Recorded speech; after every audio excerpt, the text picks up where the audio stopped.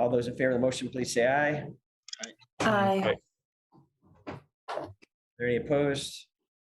Motion carries unanimously. And I do see, I think I heard you, Councilor Hightower, right? You are here with us in voting. Yes, I am. Sorry, just migrating rooms. Okay, great. The next item is the public forum. Is there any member of the public who would like to address the Board of Finance? You can use the raise hand function if you are on the Zoom with us and you would like to be recognized in the public forum.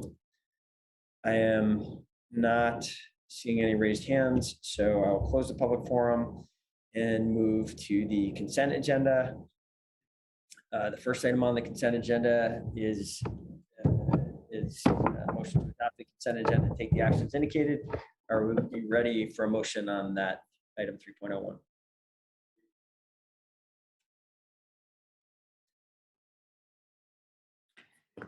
So moved.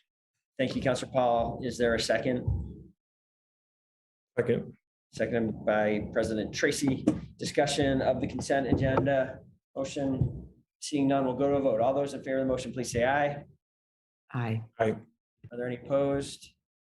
Motion carries unanimously, and the consent agenda is adopted. Okay, we have now 8 items for recommendation to approval and recommendation to the City Council, followed by there will be 1 item that is a Board of Finance approval only item. Start point with 4.01 authorization for the Burlington Electric Department revenue bonds for net zero energy projects. I see Team BED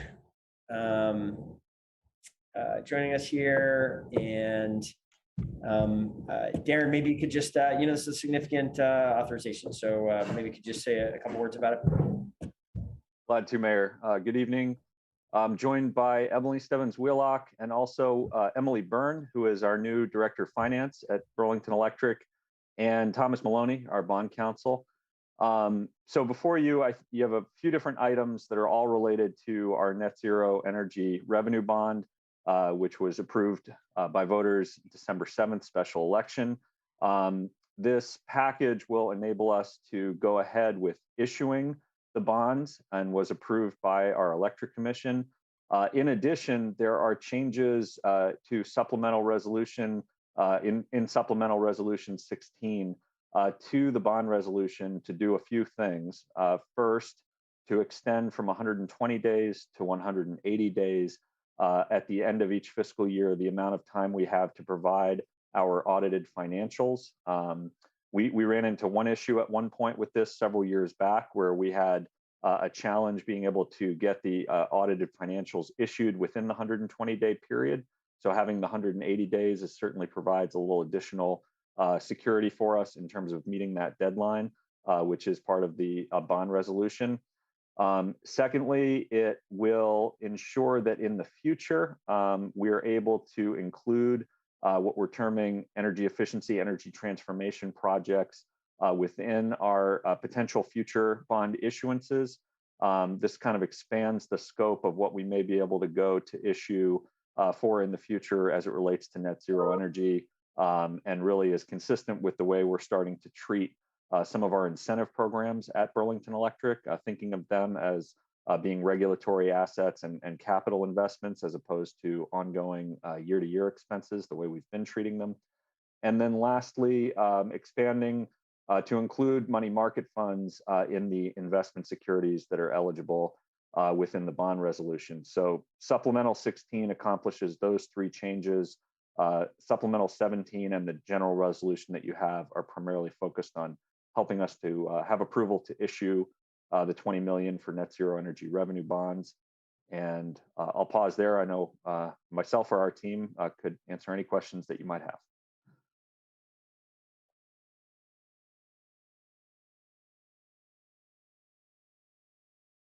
Sorry about that. Thank you, Darren, for that. Thanks to the whole team for the hard work on this. It's, I think, really quite exciting and hopeful that we are moving forward with this, and the voters supported the bonds so strongly. The floor is open for discussion or a motion. Councilor Paul. So thanks, Mayor. I have a question. Would there be an issue with making a motion for items 4.01, 02, and 03 together? Or is that not a good idea? We have bond counsel here, Thomas Maloney. Welcome, Thomas. Thank you for raising your hand. Go ahead. Thank you, Mr. Mayor. For the councilors and for the Board of Finance, there's one resolution that is being proposed for presentation for the full City Council that incorporates and adopts both supplemental resolution number 16 and supplemental resolution number 17. So by acting on that one resolution, the council would authorize not only the amendments and approve the amendments and authorize them being to the general bond resolution as the general manager explained, but then also would authorize the up to 20 million of revenue bonds for the electric department in furtherance of the net zero energy program. There is the delegation that goes to the chief administrative officer of the city in terms of, as done historically, with the final terms and rates for authorization, with the caveat that the total interest cost cannot exceed a 4.5% threshold. Otherwise, it will have to come back to the board for actual authorization. Current rates, that's not expected, but there's certainly some uncertainty in the market, but at the current levels, it's not expected to be over the 4.5% threshold. So with that, I guess what I'm reading from that explanation is that it's okay to make these together. That's correct. Yes, it should be all as one approval if the members of the Board of Finance so determine. Yes. All right. Well, with that said, if I might, I would make a motion to take the action as recommended in board docs for items 4.01, 4.02, and 4.03. Thank you, Councilor Paul. Is there a second? Second. Second by Councilor Jang. Thank you. I must say that, Thomas, I'm confused.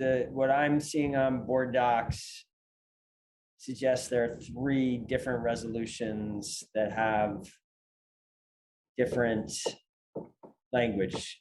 They seem to be 3 separate resolutions we're acting on. Is that not the case? There are 3 separate resolutions, but the one resolution relating to authorization that's for the city by the City Council that incorporates and adopts the other 2 resolutions okay. that are attached. They're incorporated by reference. They're attachments. So by acting on, I see those are the resolutions simply from the Board of Electric Commissioners.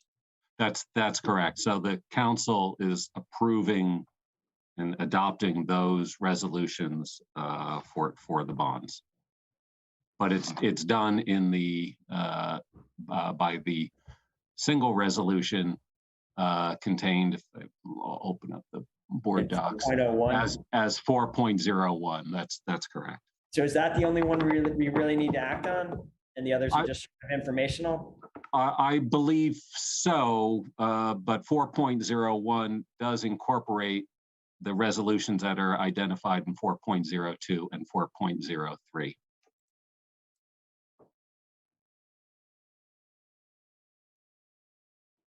Okay. So sorry, I don't recall us ever doing it quite this way before. So just sorry to belabor this, but I just don't want to screw this up somehow. So the board docs recommended action for 4.02 and 4.03 says recommended action to recommend that the City Council approve the attached resolution. The attached resolution appears to be a resolution of the Board of Electric Commissioners. Do you actually want us to do that? I don't remember ever doing that before. No, Mr. Mayor, I don't think that's necessary. I think if the board, if the Board of Finance and the City Council acts on the resolution in 4.01, by approving 4.01, it will incorporate and be All right. approving the department's actions contained in 4.02 and 4.03. All right, that makes sense to me. Is everybody clear on that? Or Councilor Paul, I didn't mean to, you shouldn't want to get back in. Sorry if I cut you off. Okay. Okay, so after all that, we're just going to act on 4.01. Would you like to make that motion, Councilor Paul? Maybe you already did. Yes. As I was trying to save us all sorts of time, I guess I wasn't able to quite do that. So I would make a motion to take the recommended action to recommend that the City Council approve the attached resolution in item 4.01. Great. Is there a second? Second by President Tracy. Discussion of 4.01. Great. Seeing none, we'll go to a vote. All those in favor of the motion, please say aye. Aye. Are any opposed? Motion carries unanimously. Thank you, everyone. And now I'm going to now simply just move to item 4.04. Correct? That's what we're all agreeing I should do, right? Yes. Okay. All right. 4.04. Then thank you, Team BED. We'll see you at the council. 4.04 Shelburne Street Roundabout budget amendment, utility agreement, supplemental agreement number 4. This is an e-contract. Welcome, Chapin and Laura. How would the board like to proceed on this? So Chapin and Laura, can one of you give a quick kind of overview to what's going on here? Yeah, Senior Engineer Wheelock will do that. Actually, we're going to give this one to Olivia. This is her work. Hi. So for the Shelburne, sorry, I'm not off mute. For the Shelburne Street Roundabout project, we have a utility agreement with the state of Vermont. This agreement allows the city to be reimbursed for 100% of the costs incurred for the oversight and inspection of the water and sewer infrastructure being installed as part of the project.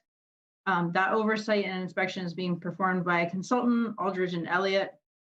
Our water resources department also has their water distribution team spending a significant amount of time in the field, and our water resources engineers are providing a lot of technical review for some of the field engineering and the changes being made in the field.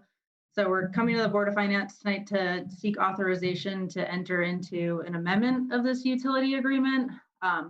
The amendment includes money to reimburse our water resources department for this time spent on the project, which was not originally anticipated. It also covers an additional amount of money for Aldridge and Elliott's work. There have been a few construction delays just related to like the presence of ledge throughout the project, which has significantly slowed the schedule and just kind of stretched out the need for Aldridge and Elliott's oversight. So the amendment covers that additional amount of money. The motions also ask for authorization to enter into an amendment with Aldridge and Elliott to cover this work, as well as an overall project budget amendment. And that's about it. Great. Thank you, Olivia. The floor is open. Questions, or are we ready for a motion?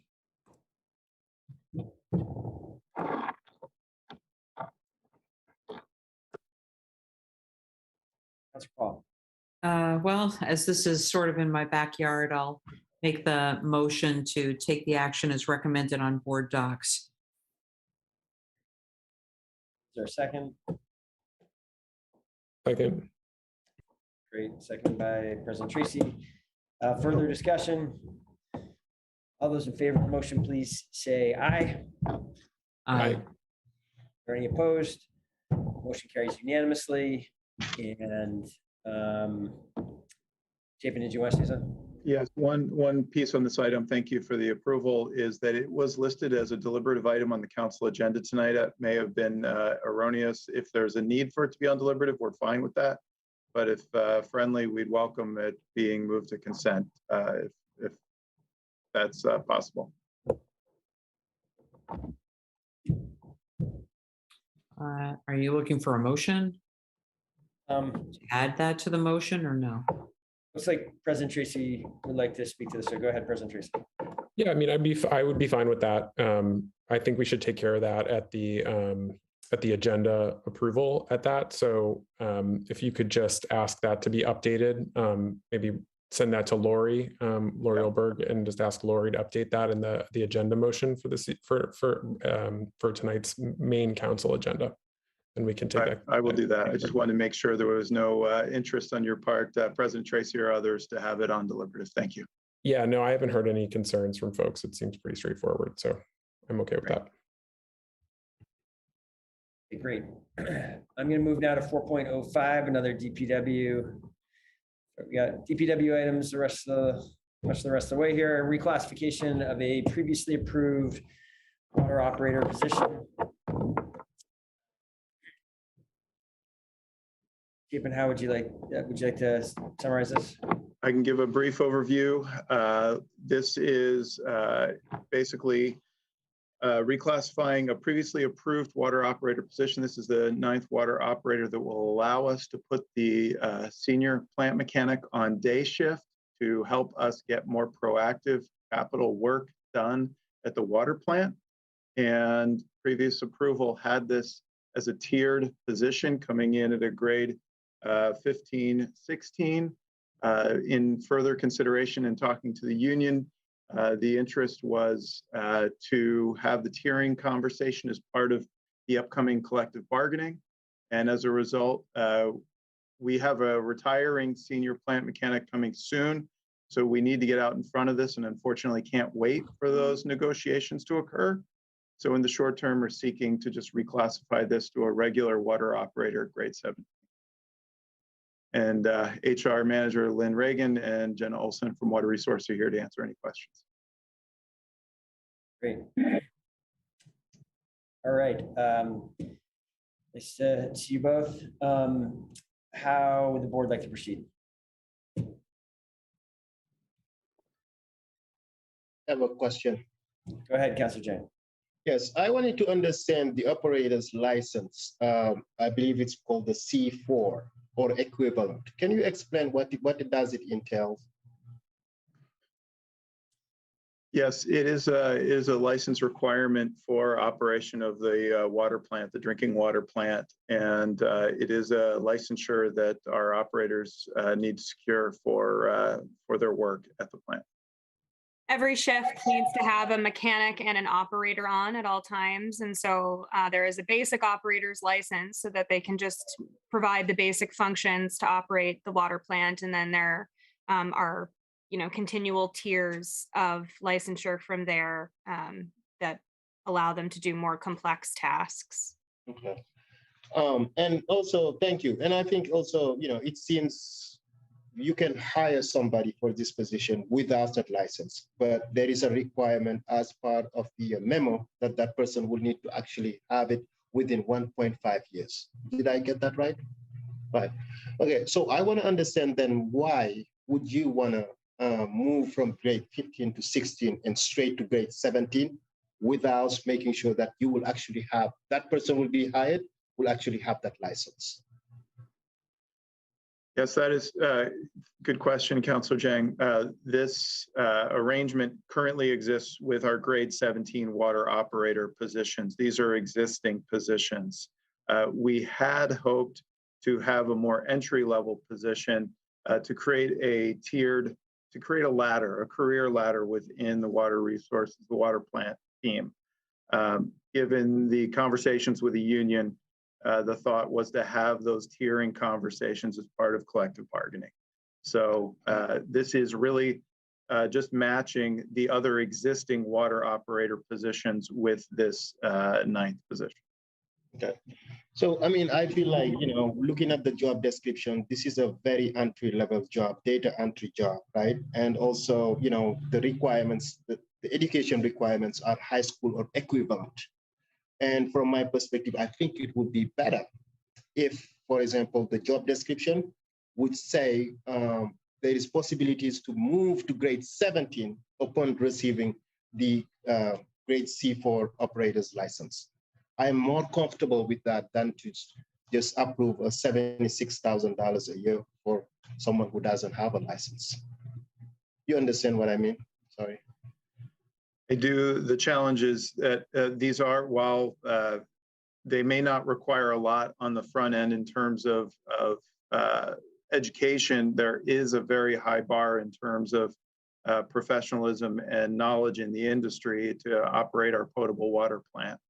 And these positions already exist as grade 17 positions already with the 1.5 years to get your necessary licensure. And we do have a good job shadowing program where if a member does not yet have their license, they work with a team member who does have a license. Thank you.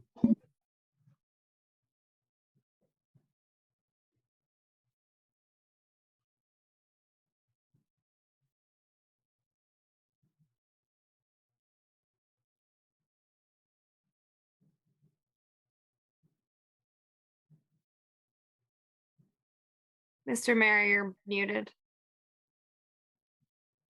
Sorry about that. Twice. I was just saying, I believe we still need a motion or further questions here. Councilor Hightower.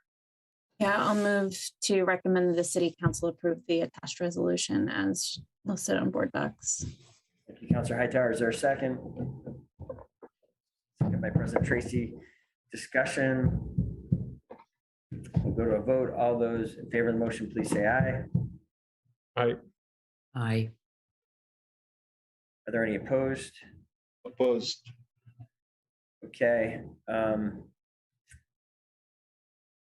think for these remote votes, we are supposed to do a roll call just if there is not unanimous, just to be totally explicit. So I will quickly go through the roll. President Tracy. Yes. Councilor Paul. Yes. Councilor Hightower. Yes. Councilor Jiang. No. And I will vote aye. So the motion carries by a vote of 4-1. This brings us now to 4.06, authorization for up to $288,832, step one loan from the Vermont Clean Water State Revolving Fund for tertiary treatment pilot study at the main wastewater treatment plant. Any quick opening remarks on this, Chapin, you'd like to share? Yes, these three items are tied together and are part of a very exciting package to advance the city's water quality work. They seek to authorize loan application and execution for state revolving fund loans and for authorizing related contracts with a consultant team, Hoyle Tanner. The total value of the work is around $1.2 million, but because of the loan forgiveness that the state is offering, of $350,000. The amount to borrow is around $780,000 collectively between these three items. Over the last couple of years, with the integrated water quality plan, we have been putting together a plan, one of the first in New England, for merging both our stormwater and wastewater permitting. And there are two main efforts here underway. One is to reduce our phosphorus discharge, and two is to reduce both the frequency and volume of combined sewer overflows in our collection system. So there's three items here. This first one is for tertiary treatment technology evaluation. This is looking at upgrading main wastewater treatment plant to remove additional phosphorus from our effluent. This alone is indicating to help us meet our total maximum daily load, our TMDL reductions under our permit requirements for both our wastewater and stormwater systems. And then the second and third item are related to our CSO reduction efforts in terms of the Pine Street CSO storage tank, preliminary engineering of that work, and some additional modeling, the hydrologic and hydraulic modeling efforts. I'm happy to answer questions on any of these. Jenna Olson is here to also answer any questions. These are very exciting investments into our increased commitment in improving our water quality of Lake Champlain. Jenna, is there anything you'd like to add? Just that I have shingles on my face, so I Zoom can't help me right now. So that's why I look like this. These are projects that are really integral to our integrated water quality plan that I will be coming to present our final plan for in the coming weeks. We're starting with Conservation Board March 7th, and then we'll be presenting to City Council, Board of Finance, DPW Commission, and the TUC throughout the month of March. So there will be more information to come. I think the key thing that I just want to hit home is that we're requesting this authorization now rather than after we do those presentations in March, because these projects are really dependent on capturing spring rainfall. And if we wait until after March, then we're going to miss that really important data set. And you know, we could end up pushing the project out an entire another year, which is just, it's too long. So.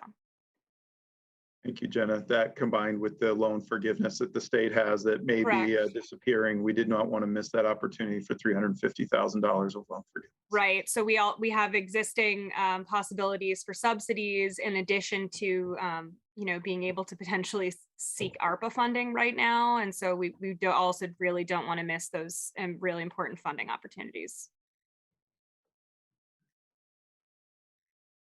Thank you both for that. Councilor Hightower. Yeah, just a question, which I know the plan is coming, but a question on, what the plan is for this being a pilot, and then if the pilot proves successful, what the plan is for timeline, I guess, really, not specifically on the plan. Sure. So for the integrated plan, the tertiary upgrades at main wastewater plant are like really the key component to the integrated plan. The pilot study it's not a pilot study, I guess, to be clear on whether or not we should pursue tertiary treatment. It's what type of tertiary treatment. So the pilot is basically, you know, a courting period for folks that manufacture this technology to demonstrate to the city what they can do. So we will be piloting different technologies and identifying which one is, you know, most effective and most cost effective at our plant in particular. I think another important point to make is that our main wastewater treatment plant has a wet weather treatment system. And so that makes it a little bit different. It means that the phosphorus inputs, you know, coming into our plant and the influent are a little bit more intense. It also means that there's a lot more variation. And so we want to make sure that we're piloting enough of those different technologies that we're, you know, maximizing that phosphorus capture. If all goes to plan, I think, you know, we are aiming to have the tertiary upgrades start sometime in the next year to year and a half. So I would say that the upgrades themselves would probably be starting in earnest, probably towards the end of 2023 to the beginning of 2024. Okay, so not likely to be the spring flow for next year, but no, I don't think so. I mean, just with the way the process goes with funding and everything, I would say it's probably more likely that the upgrades would start middle of next year at the earliest. Great. Thank you so much. Yep.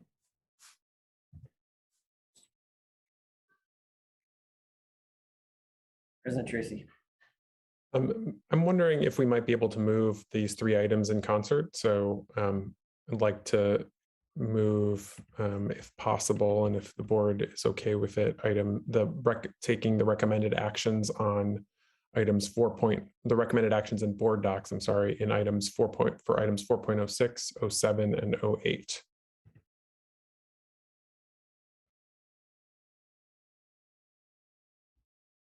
You're on mute again, Mayor. I have no objection to that, and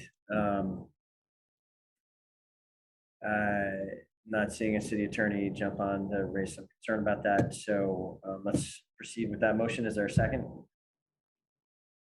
Second. Second by Councilor Jang.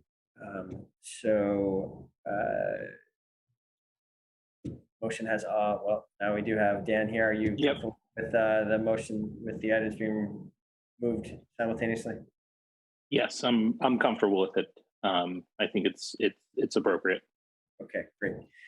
Any further discussion of items 4.07 through 4.08? 4.06 through 08. Sorry, 4.06 through 4.08.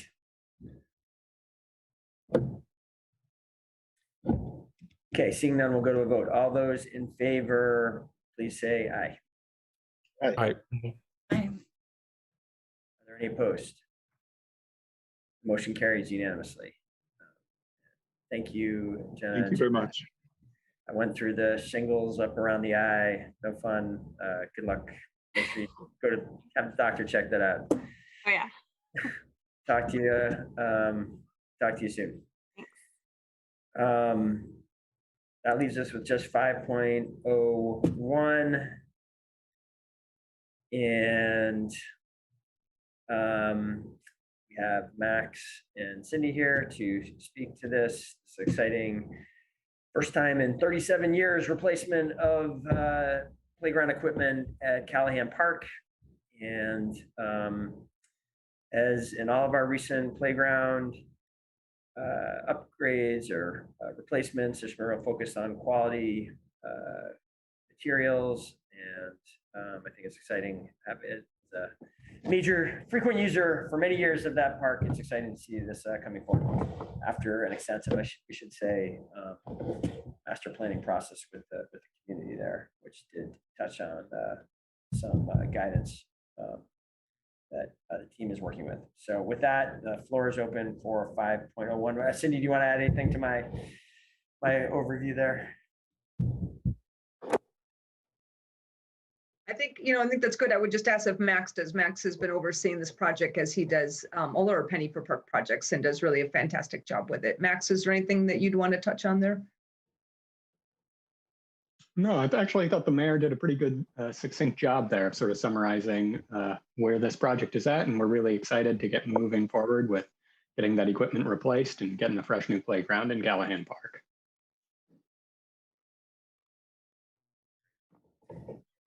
The floor is open for a motion or discussions.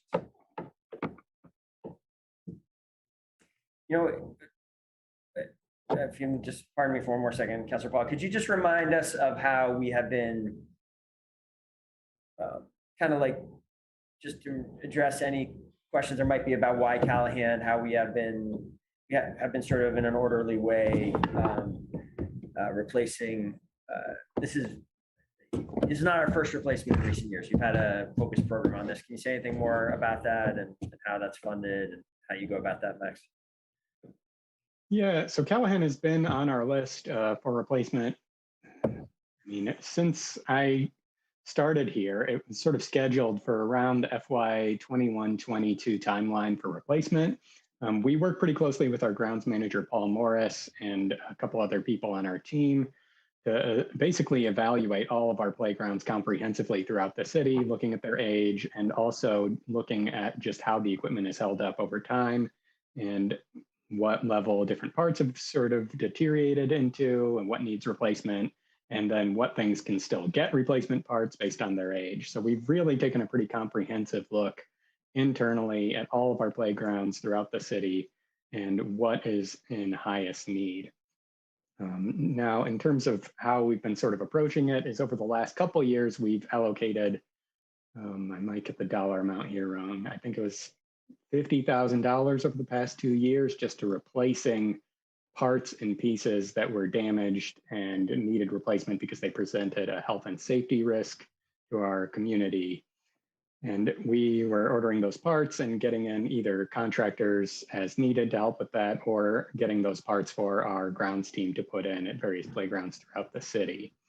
And then before that, going further back, we've just sort of been looking at each of these playgrounds, and as we can. We are working through that list from oldest to newest best condition and sort of prioritizing our replacements based on the available funding and based on how much we think we can get done given the need in a particular park. So like Calahan Park, which is a pretty high use park that is serving age ranges from as young as 2 years old up to 12 in terms of sort of your typical playground use. That means you need quite a bit more structures, quite a bit more features. And so that's kind of driving your cost up to a higher range. So when we were looking at all of the different playgrounds that are kind of highest need, like the ones that rise to the top were Oak Ledge, like Calahan, and then places like Letty where there just isn't a playground yet. And so those have sort of gotten ranked quite a bit higher on our list. And those are also ones that have a much higher dollar value. So we kind of have to stagger them in terms of thinking about penny for parks dollars and what we have available year after year. And then we're trying to fit in some of our smaller playgrounds like Smalley, things like Champlain Street Park, where they're serving sort of a younger user group, maybe have some smaller features and therefore a lower price range kind of mixed in with those other playgrounds so that we can kind of manage to chip away and get all of these playgrounds replaced on a somewhat timely fashion. Thanks. Okay, Councilor Ball, did you still want to be recognized or? Yes, I'm happy to. So just make a motion to take the action as recommended in board docs. And thank you. Is there a second? Second. Second by Councilor Chang. Thank you. Further discussion? Yes, I have a question for Mr. Bandowski. I was just wondering, between the four contractors, it seems you choose based on scoring, compan, whatever you call it. Mm-hmm. But if you look at it, it's very similar in terms of the price. And the memo is saying it's specific. Why you made your decision is about the timeline of completion. Are there all the elements that you have not shared in here? And also the other contractors, which one of them, of all of them actually, which one of them are local, basically? And also which one of them you worked with in the past? So 4 questions right there. Sorry. Yeah, I'm not sure I heard the first one of those 4 questions. I think I heard the last 3. Okay. I'm gonna. So the first one is about the elements you use in making in scoring Copeland for more. Yeah. Gotcha. So so first off, the things we look at are like overall budget and sort of what in each of these proposals that we get, there's sort of a detailed budget breakdown of what we're getting. So it'll tell you like what pieces of equipment you're getting, what they cost, what's the installation fee, how much of a discount they're giving you on their list price on each of these items, what's your shipping charge, all of those different things. So within our budget, even though the total budget is coming in at $80,000, there's sort of some different things to pick through and sort of look at there. And part of the reason you're seeing across all 4 of these proposals that the budgets are fairly similar is because this is sort of a design build type project where it's playground manufacturers, they have like a design team that sort of works for the manufacturer. And then they have their own staff that they send out who are certified installers for these pieces. And all of this has to do with warranties and liability around playground equipment in parks, basically. And you want to make sure that whoever you're working with has all of these credentials and these systems in place so that we as the city are not carrying all of the liability. Say if like a pipe that one of these manufacturers put in turned out to be faulty and broke or something like that, and somebody got really badly hurt because of that. So we're looking for people who have all of those credentials, and we're telling them like, hey, our maximum budget for this project is, in this case, $80,000, and we need you to be designing and proposing within that budget. So that's why they're going to see that, and they are going to want to know, basically try to be cost competitive with what they're giving you within that budget. So from there, we're looking at those discounts, like how much of a discount are we getting between them? We're also looking at did they submit everything that they were supposed to? So what's the quality, clarity, and completeness of their proposal? We are looking at their proposed design. So in this case, we asked that each proposer is submitting 1 to 2 designs along with their proposal. We're looking at, what types of pieces have they included? Are they explaining the different sort of physical and mental sort of activities that are being targeted by these different pieces within that? Does it show some thought in terms of thinking about like the social emotional development of kids of different ages and their physical development? How well are they using the space? Is there a lot of empty space that really could have been programmed a little bit more with the pieces of equipment that they're giving us? And in this case, because we've completed our master plan already, we're also looking at what has the community told us they want to see. We had a list of different features, different like slides, climbers and things like that were sort of in a chart that was provided with our RFP for manufacturers to reference and coming up with their proposed design here. And so we're looking to make sure that those things are showing up. And in particular, here at Calahan, we'd heard from the community, which was also advertised again in our RFP, that people really wanted to see natural materials in this playground. And that was, I would say, probably one of the bigger factors in going with choosing to recommend Compan for this award. And then to move on to some of your next questions. So we have worked with Pettinelli and Associates. Most of our playgrounds in the city currently were put in by Pettinelli and Associates in the past. They are the only local playground supplier in the state of Vermont. There are no other vendors that have a base of operations here, which I think is part of the reason that in the past that's what was done. And then I also think this is before I started working here. This is going back to probably the 90s now. I think probably there was less of a process around putting playgrounds into our parks during that time, would be my guess. I think there was a close relationship with staff and Pettinelli at that time. And so he was the local vendor and the local guy that everybody went to. And I mean, you'll see his playgrounds in also most of the schools in the area. He's kind of a very common vendor for people here. So we still work with him quite frequently for repairs, and we certainly solicit from him for proposals on any of our replacements. We also have worked with Ultiplay, who was the next highest scored proposal on this project. And the playground that we got from them was installed pretty recently in 2015 up at Star Farm Park.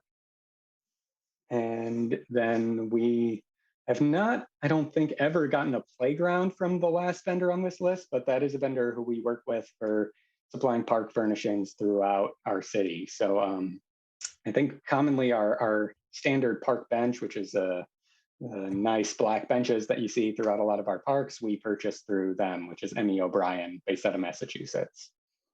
I think, did I get all your questions, Ollie? I think so, but I mean, I appreciate again, there is so much work that went into this. It's not just here, approve it, but thank you for providing them in details. Appreciate it. Thank you. Thank you. Okay, the motion has been made and seconded. Are any further questions or are we ready for a vote? We'll go to a vote. All those in favor of the motion, please say aye. Aye. Aye. Aye. Are there any opposed? The motion carries unanimously. And thank you, Max and Cindy. And Thank you. Thank you. without objection, the Board of Finance agenda is done, and we will adjourn at 6:48 p.m. Hand it over to you, President Tracy, if you want to say anything about the process from here. Yep. Thanks, Mayor. Appreciate it. So we'll get started with our regular city council meeting at 7. So we got a little break here. Stay on this Zoom. We'll use this Zoom going forward. So just stay on this one. You can turn off and mute for the time being if you'd like. And if you're interested in speaking at public forum this evening, the way to sign up and do that is by going to burlingtonvt.gov/citycouncil/public forum. That's burlingtonvt.gov/citycouncil/public forum. And that'll take you to the form that you'll then fill out to sign up for public forum. And we'll have public forum at 7:30 this evening. Thanks, folks.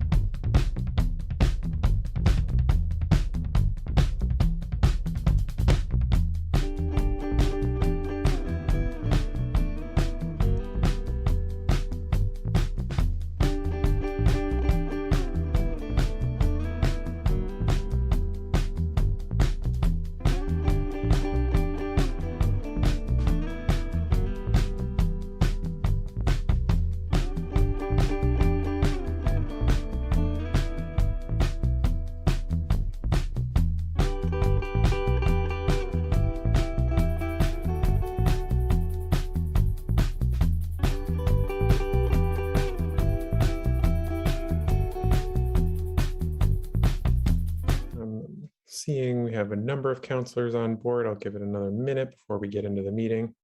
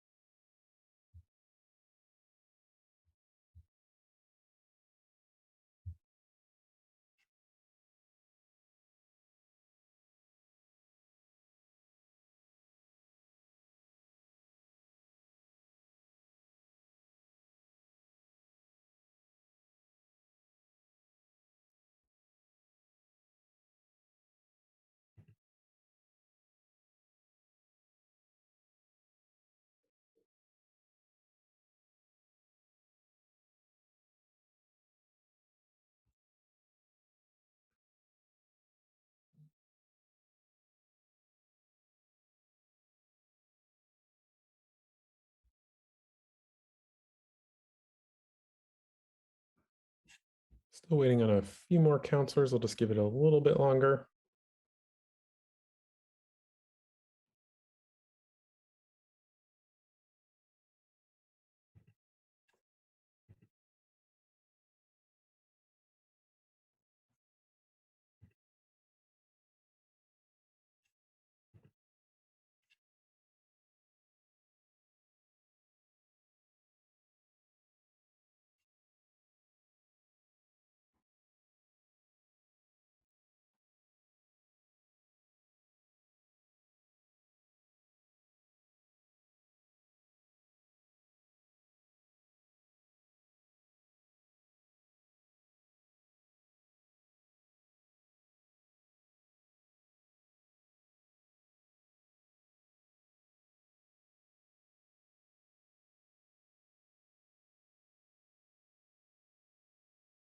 Okay, let's go ahead and get started. Others can join. We do, looks like we do have quorum. So first item on the agenda is the pledge. So we'll do the pledge. Pledge allegiance to the flag of the United States of America, and to the republic for which it stands, one nation, under God, indivisible, liberty, and justice for all.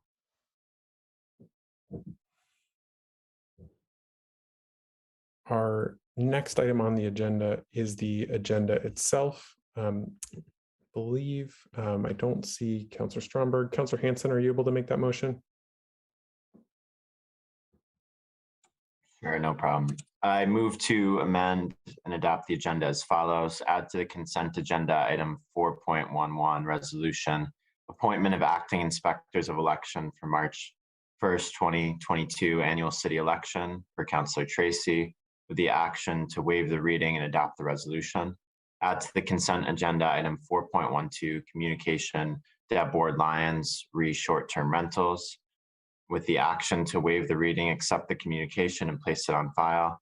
Add to the consent agenda item 4.13 communication Julie Marks, founder and director, Vermont Short-Term Rental Alliance, Inc., regarding when bans on short-term rentals go wrong, with the action to waive the reading, accept the communication, and place it on file. Remove agenda item 5.04 from the deliberative agenda and place it on the consent agenda as item 4.14 per Laurel Wheelock per City Council President Tracy. Add to the consent agenda item 4.15 communication regarding BBA comments regarding mask ordinance, with the action to waive the reading, accept the communication, and place it on file. Thank you, Councilor Hanson. And Councilor Hanson, I'm sorry, did that motion include, the item, the moving of item 5.04 to the consent agenda? Just wanted to call folks' attention to that because that was on deliberative. And then at Board of Finance, we had a request from staff that, given that they hadn't heard any concerns, it's a relatively straightforward item that they would like for that to be moved to consent. So the Board of Finance felt okay with that. And so that's why we did that this evening. Just wanted to make sure everyone understood that. Okay, we have a motion on the agenda. Is there a second? Second. Seconded by Councilor McGee. Any discussion? Okay. All those in favor of adopting our agenda, please say aye. Aye. Aye. Any opposed? That carries unanimously. Brings us, we're not at 7:30 yet, so we will move past that and come back to the public forum item. We won't take care of any deliberative business prior to the public forum. So I will go to climate emergency reports next. Do any councilors have any climate emergency reports?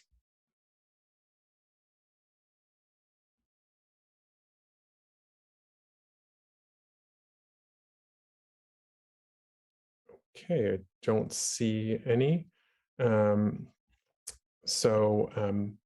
We'll move on. I do see Councilor Mason is in the attendee section. And so if he could be promoted, and if I could also please be given hosting responsibilities, just so that I can enable mics when we get to the public forum, that'd be great.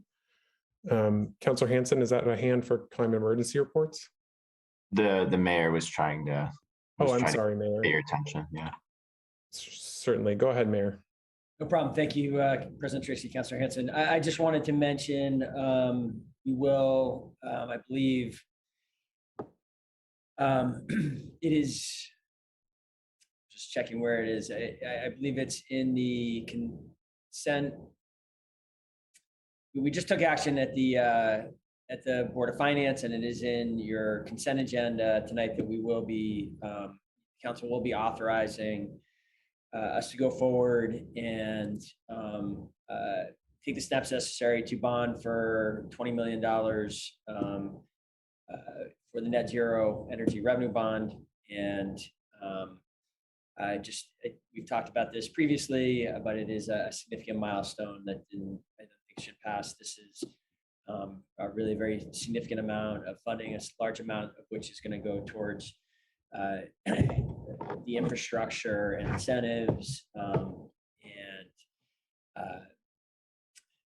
other investments necessary to make it possible for us to pursue our net zero energy city goals by 2030. And didn't want the climate emergency reports to pass without noting that development and that step towards actually securing these funds and starting to invest them. Thank you, President Tracy.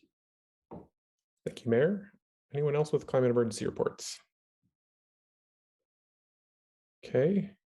Next, we will move through the deliberative agenda down into the other reporting items. So we have item number 6, which are committee reports. Are there any committee chairs with an announcement to make?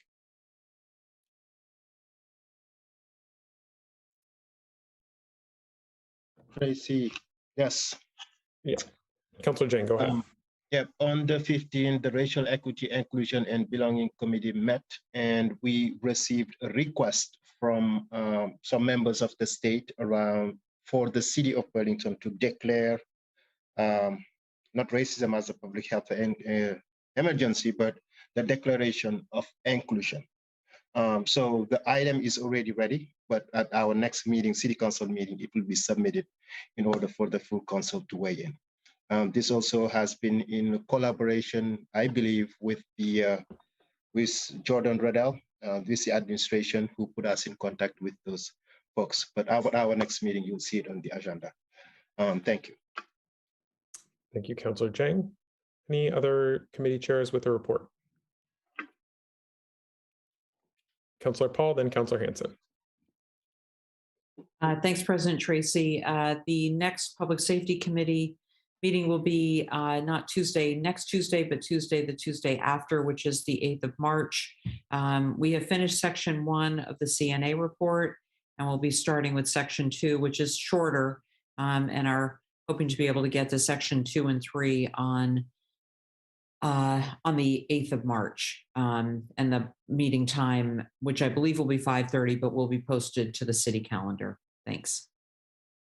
Thank you. Councilor Hanson.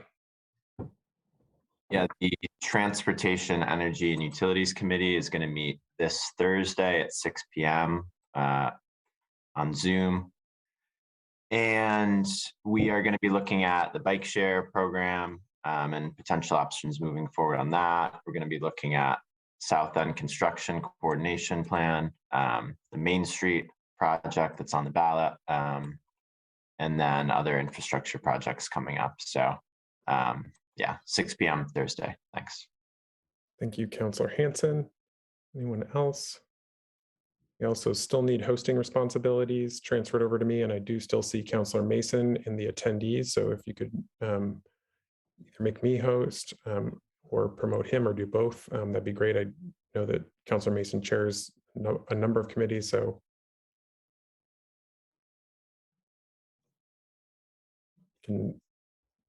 whoever has control of the Zoom, please make me a host and promote Councilor Mason. Thank you.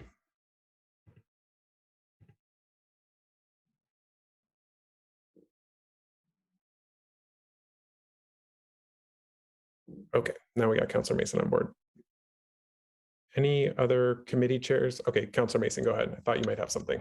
Yeah, thank you, President Tracy. I just want to report the Ordinance Committee is scheduled to meet on March 2nd. Our agenda has not yet been set, but I would envision it will include a discussion of Planning Commission comments to parking minimums. Thank you. Great, thank you. Any other committee chairs? Okay, not seeing any, so we'll move on to the next item, which is City Council General Affairs. Anyone like to speak to City Council General Affairs?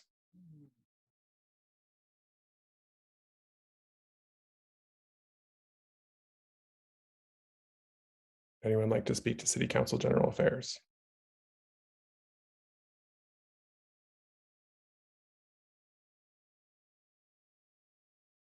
Okay, not seeing any other councilors, but I did have something that I did want to say. I specifically wanted to comment on the resignation of Director Green. This is, to me, a devastating loss to our city. And my feelings of loss stem directly from just the unbelievable work that Director Green has done in her time with the city of Burlington. Been so impressed with everything that she and her team have done during her time in Burlington. If folks don't know, Director Green built the Racial Equity, Inclusion, and Belonging Office from the ground up. This was a department that didn't exist. And the work that the department came to do over its time was work that really honestly was not happening in the city in any concerted fashion prior to its existence. And I can say without question that the work of the REIB office and the staff in that office, and in particular of Director Green, has absolutely blown me away.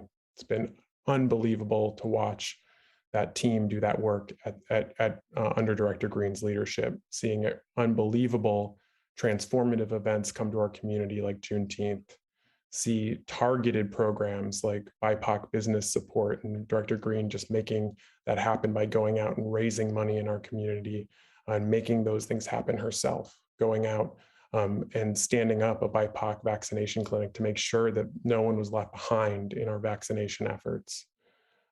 Doing other things like making sure that our commissioners and counselors are trained. I know I'm in that training program now, and I'm getting so much value from the conversations we're having there. There is just, the work on the reparations task force, the list goes on and on and on. The work is absolutely incredible. And that's what makes this loss so devastating, what makes it so sad for our city, because this is just a tremendous loss for our city. And I think it's also a time for us to take stock of what happened here, what went wrong. I think that what we're hearing and what actually happened, there's a significant discrepancy between those two things. This is someone who worked incredibly hard under very difficult circumstances. Doing this kind of work is not easy under any circumstances, but certainly not under constant public pressure and scrutiny and questioning and attacks that Director Green and her team have experienced over the last years. It's unfortunate that come to find out and know that work is made more difficult by the obstruction that she experienced during her time working in and with this administration. And I find it deeply disappointing that we find ourselves in this place, and that we have not heard acknowledgement or an examination thoughtfully of what went wrong in this relationship, and an acknowledgement of that. We heard a commitment to do better in the State of the City address, but we have yet to hear how that is necessarily represented by this. And I'm very, very disappointed by that tonight. So I feel a need to express that. I think that this situation indicates yet again the need for the RIB office to be made independent, to have their own ability, free from political interference in the crucial work that they do. I also think that it's an important time for us to really take stock of this office and all the team, and make sure that we're giving that team the support that they need through this transition, because I know that that Director Green's leadership and putting together that team and supporting that team was absolutely crucial.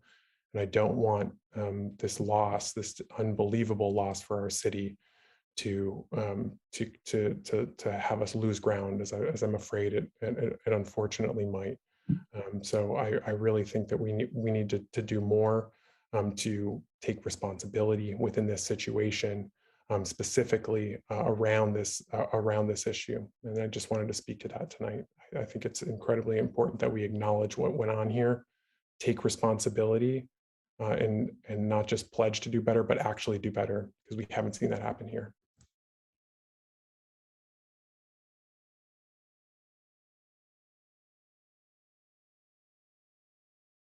Don't see any others wishing to speak for general affairs.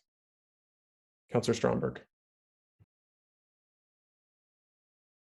Thank you so much. Sorry, I was late. I just got home. Yeah, I cannot say it better than Councillor Tracy, but when I first heard of the resignation, I wasn't surprised, given the many elements that Director Green had to overcome to even stay as long as she did. I had written out a big, and I think writing is a very good outlet for anybody, but I wrote out a very, very long kind of statement on the facts. And I realized that I wasn't really focusing on what Director Green had brought to our community. And I was rather focusing on the negative as to why she may have resigned or kind of just, I went into that direction, and I wanted to restructure how I'm looking at this, because we do need to move forward as a city. We owe it to the people who have made their voices heard and who have shared their stories. And it is incredibly, incredibly sad. We all have worked with Director Green in very different capacities. All of our perspectives are different. And I think that as individuals, we've been impacted in a very positive way by her in one way or another. And I am so, so thankful to have ever shared any space, any screen, any conversation with Director Green. I think that, we owe her so much more than we can ever repay back in our lives. And I'm really, really, really sad that she's leaving, but I know that wherever she is and wherever she goes into the world, it's going to be amazing. It is amazing. She brings an energy, and that, energy is neither created or destroyed. And I'm so proud of her.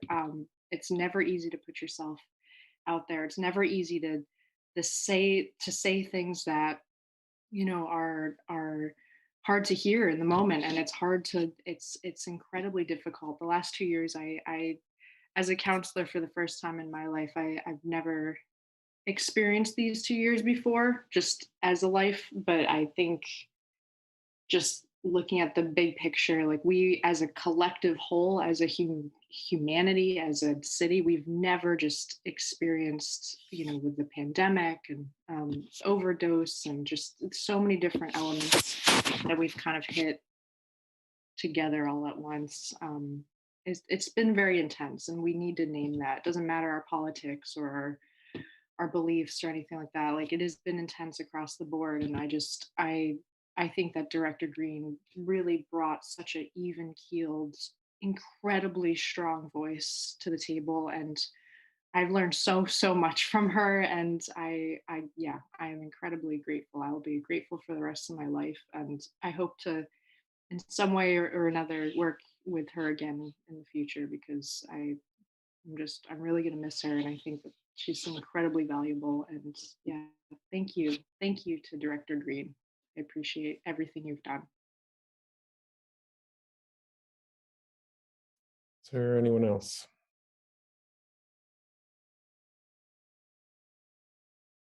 Councilor Jang. Thank you, President Tracy, for, I think speaking beautifully about this, and also Councilor Stormberg. It has been very clear and that we have a long way to go when it comes to racial equity, inclusion, and belonging. I think, if we all remember, I think race was at the center of the 2021 State of the Emergency speech from the mayor. But, we all know, with the resignation of Director Green, that the words that we have heard have not been backed by action. And from my perspective, like you said, we should not use another Black leader in the city for political purposes. And also, I wonder even if the words we heard in the 2021 State of the Emergency speech were actually from the mayor. I think this is a huge loss for Burlington. This is a huge loss for people of color. And people of color, again, let me remind you all, especially the mayor, that we are not object that people need to use when they want, and also, or to make political gains. I think the declaration of racism as public health emergency was one element of, political moves. But, I think any moves that people make should be backed by the allocation of resources necessary. And we hope that this will be like a lesson. And I hope that the leadership team that worked with Taisha Green will at least stay, and in order for us to figure out about next step. Taisha Green, again, thank you so much for your leadership. Thank you incredibly for what you have done in the city of Burlington, and hopefully in the future, you may come back to continue your work. Thank you. Thank you, Councillor Jang. Anyone else?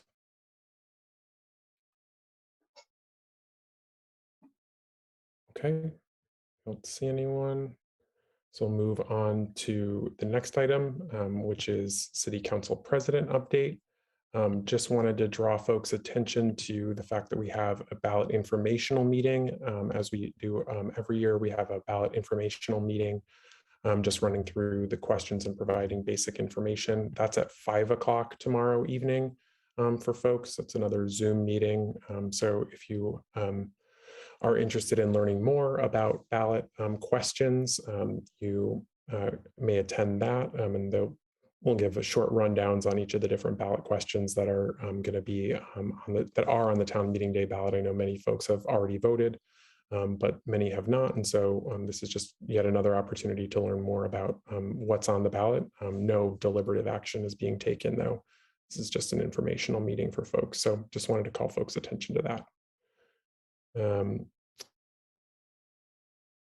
Mayor Weinberger had let me know that he would like to put his comments at the end of the meeting, just to take into account any public forum comments or be responsive to those. So we don't have any other non-deliberative items, and we are a little bit ahead of public forum, but we do have quite a few folks signed up, and if we aren't able to locate people in this little 5 minutes here, I'll come back to them and keep looking for them just to make sure that if they were not on at this point. So if we could please have the timer up on the screen.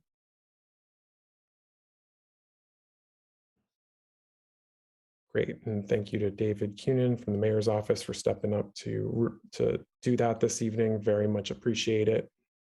Super helpful to me to keep that time. I'll read off a couple of speakers, but before I get into the public forum, just want to let folks know that we'll have 2 minutes per person tonight. So you'll each have a little bit of, you'll have 2 minutes. At the end of the 2 minutes, I'll say that your time is up, and I'll continue to say that. So please, at the 2 minutes, respect when I say that your time is up. Your time is in fact up.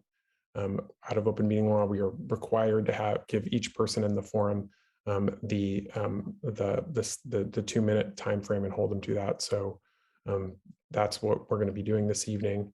In terms of the forum itself, if folks can just please not use profanity, please stay focused on issues and direct comments through the chair. So please, and please respect that. Also, please, with other speakers in the queue, please don't go after other speakers. It's fine, obviously, to say that you disagree, but sometimes we've had issues with people really going after people, and when we're in person, it's an issue of interruption. But in this case, just make sure that just please try and again stay focused on the issues at hand. And we will be going to Burlington residents first, as is our practice. Those are folks who have affirmatively indicated that they are Burlington residents. We'll go through them first and then switch over to non-Burlington residents. If you are interested in speaking at the public forum, you can sign up by going to burlingtonvt.gov/citycouncil/public forum, and that will feed into a spreadsheet, and We will call people in the order that they are received. Again, though, prioritizing Burlington residents first and the order that they're received, and then non-Burlington residents to follow after that.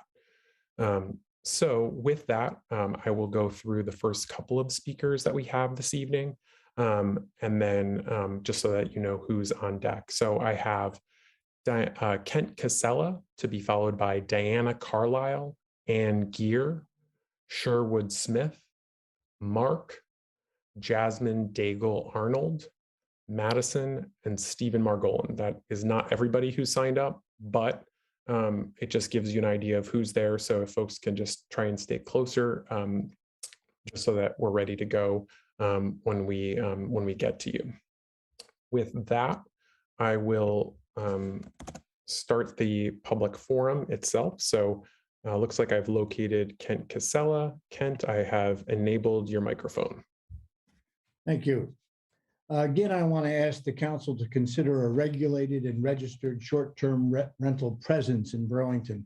Our tourist economy needs it, and short-term rental helps the economy thrive. Please reject the Chapter 18 short-term rental ordinance. I've spoken to several restaurant and business owners, and they shake their heads and ask why. We want visitors to come and spend their holidays in Burlington without their gold and platinum credit cards. Are we going to tell the marathon runners, the Grace Potter fans, the jazz, wine, and brewfest enthusiasts to stay out of town or stay at one of our luxury hotels? For instance, the Hilton Garden tonight is a mere $195, or the Hilton is $199. The Marriott is $279, and Hotel Vermont is $318 a night. I can't afford that, and this is off season. My guests come into town, they ride their bikes into town, they dine on Church Street, they have a creamy at the Burlington Bay or Ice Cream Bob's. Maybe they stop at the Echo and take a cruise on the Spirit of Ethan Allen or the Whistling Man, because my short-term rental is priced well below the least expensive hotel in Burlington. The Burlington page on the Airbnb should have a little caption that reads, "Welcome to Burlington. We do not support short-term rentals. Please look elsewhere for accommodations." This ban is hurtful, and your proposal saddens me. It's a mistake, and it's short-sighted, and it shows little consideration of the hard work that we tried to reach an agreement with the City Council. Please keep Burlington open for everyone. Thank you very much. Thank you. Our next speaker is Diana Carlisle, to be followed by Ann Gear. Diana, I've enabled your microphone. I would like to speak at the short-term rental time. I understand it's not a 2-minute limit then, is that correct? So there is not a public hearing specific to short-term rentals. There are public hearings that are specific to other items on the agenda this evening, those being the adaptive reuse definition, the historic preservation rehabilitation bonus, and permitting adjustments. We held our public hearing regarding short-term rentals at the last meeting. So if folks are interested in speaking only to those items, you are correct. There is not a limit on those specific items. But if you are interested in speaking to short-term rentals, the time to do so is now, and folks will have 2 minutes this evening.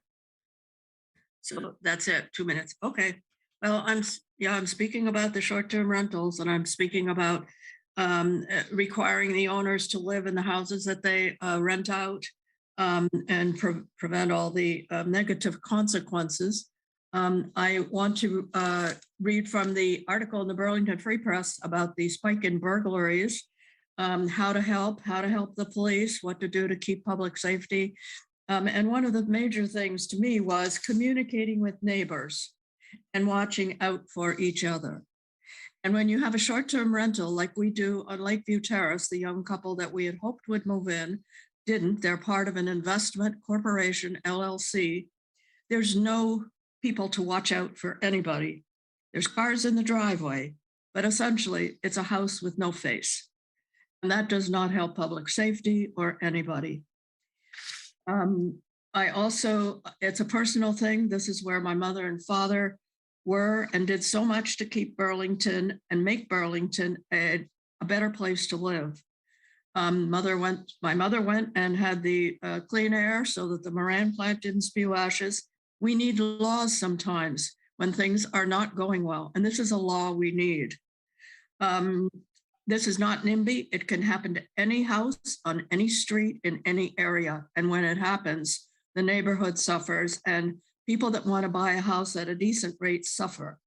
We have 4 long-term rental houses across the street. We see the people, we know the people providing a housing need.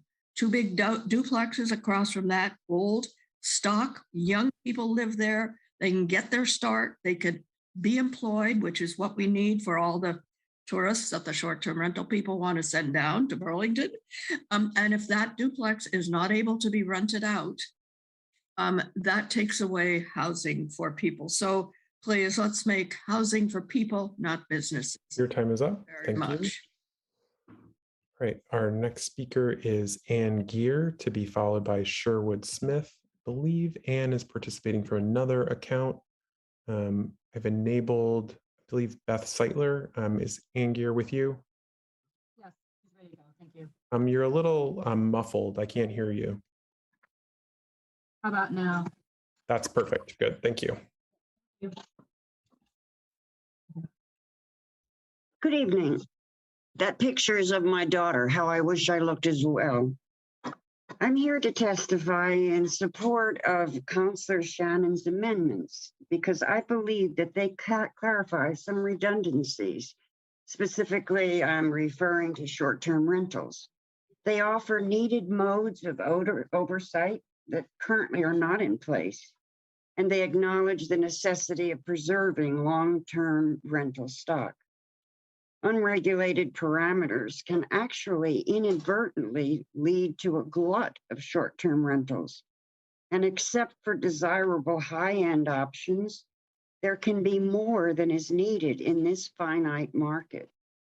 At the same time, it can reduce the availability of much-needed long-term rentals. And it's for these reasons that I cannot support Councillor Carpenter's recent amendment to have more duplexes available for short-term rentals. Duplexes are among just a few long-term rental options available, although they still aren't adequate to the need. And it will be deleterious to Burlington's efforts to have more rental housing available.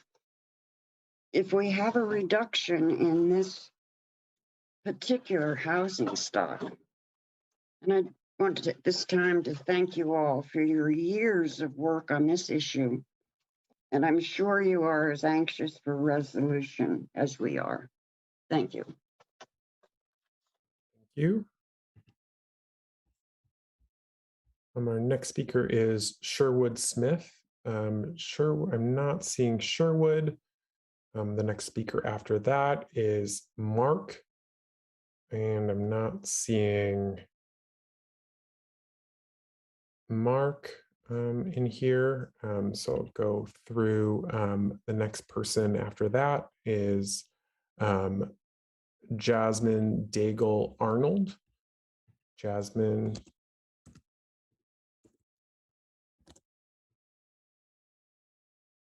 I'm not able to locate Jasmine. The next speaker after that is Madison. Not able to locate Madison.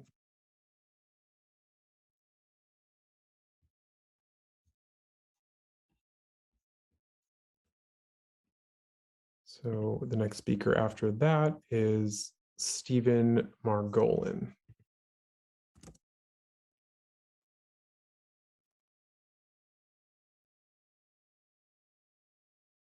Stephen, I've located you and have enabled your microphone. Hello, can you hear me? Yes, go ahead.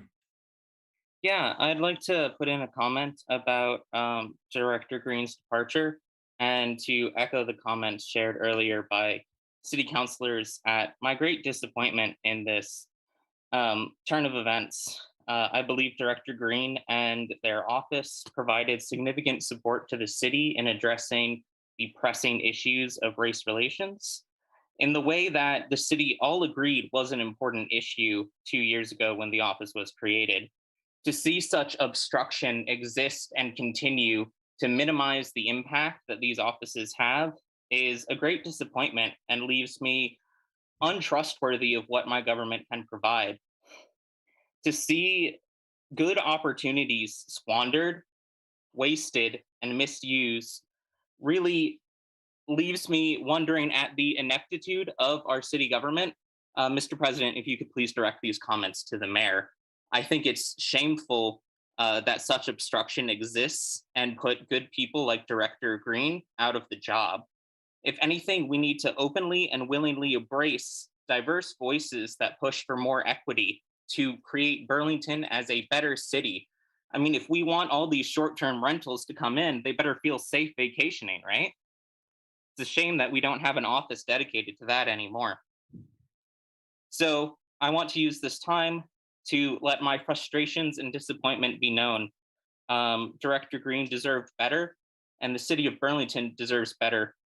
And both of us are being let down by the current administration. Thank you.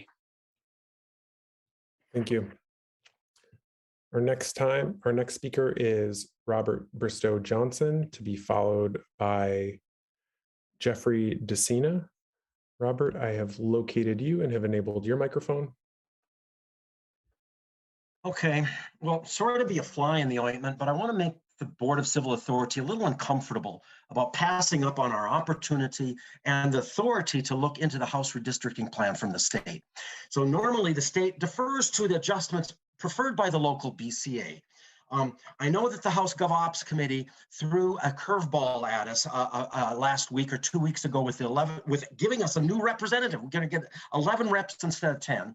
And they drew out a map, but it looks like that the most populous city in Vermont has been given this blank slate, and they're going to say, meh, we'll pass, whatever. You have the opportunity to weigh in with the state and tell the state how best to redistrict our city, and you're going to pass on that.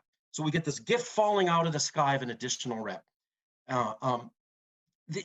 There are warts in that map from the state, from the House Government Operations Committee, and those warts can be fixed if you just take a look at it. So the information is there for you to look at. I've been trying to keep you folks appraised of this for the last months about this, and it only looks like maybe February 7th was the first time that you've been paying attention to this.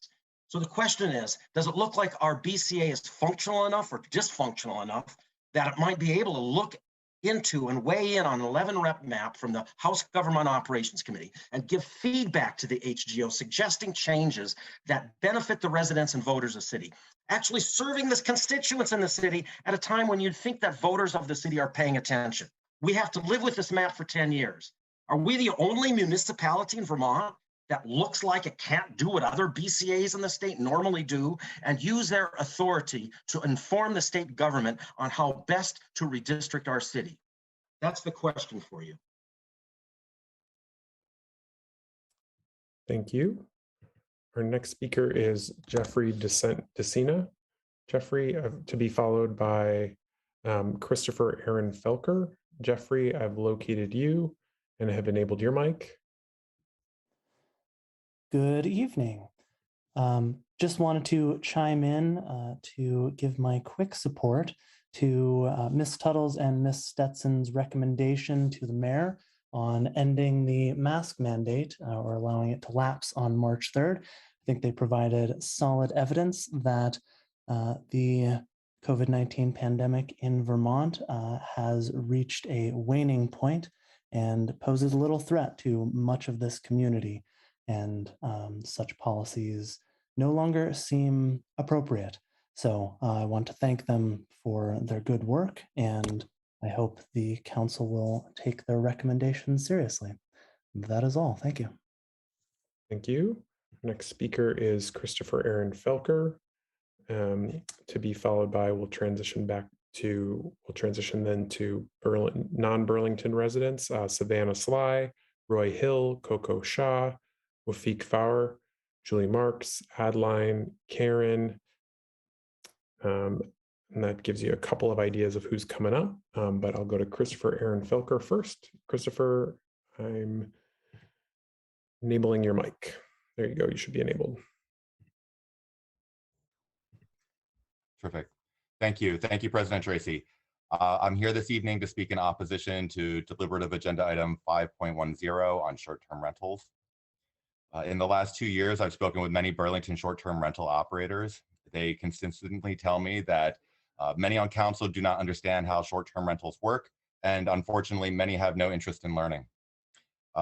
So here are some facts. Whereas short-term rentals represent a combined total of just 1.2% of Burlington's housing stock, and whereas Short-Term Rental Alliance has announced that approximately 95% of their Burlington members will not place their rental units back on the long-term market, it seems that governmental actions to attack short-term rentals are not going to provide the results this council intends. Truly, these restrictions will have no impact on stabilizing the rental market in Burlington and will likely result in more negative, unintended consequences to our economy. Attacking Airbnb is neither prudent nor proper housing policy. It's basic grandstanding and scapegoating. And as such, I encourage you to vote no on 5.10 tonight. That being said, it is with deep regret and a somber heart that I announce that today, Peggy Loris passed away. Peggy was a proud lesbian, a feminist, a loving mother, a carpenter, and a friend to many in Burlington. She was the director of RU12, now Pride Center of Vermont, and was an organizing member of the first Gay and Lesbian Pride in Burlington. Peggy was a trailblazer for gays and lesbians and a tenacious advocate for women's rights, both here and abroad. I'm grateful for knowing Peggy, honored to learn from her, and proud to have called her my friend. Farewell, Peggy, and thank you for everything. Thank you. Thank you.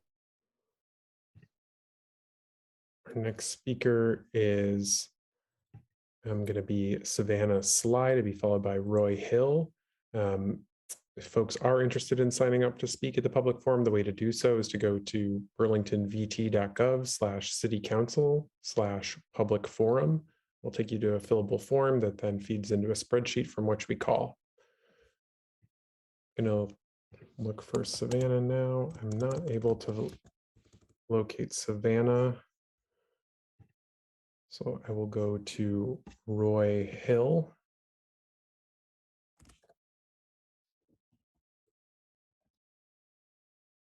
Roy, not able to locate you either.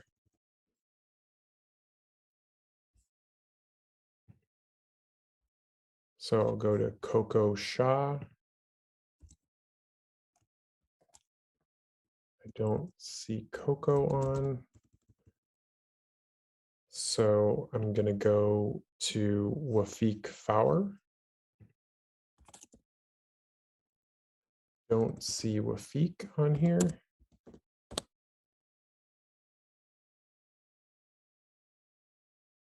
I will then go to Julie Marks, to be followed by Adline. I believe I saw Julian. Yes, I see Julian.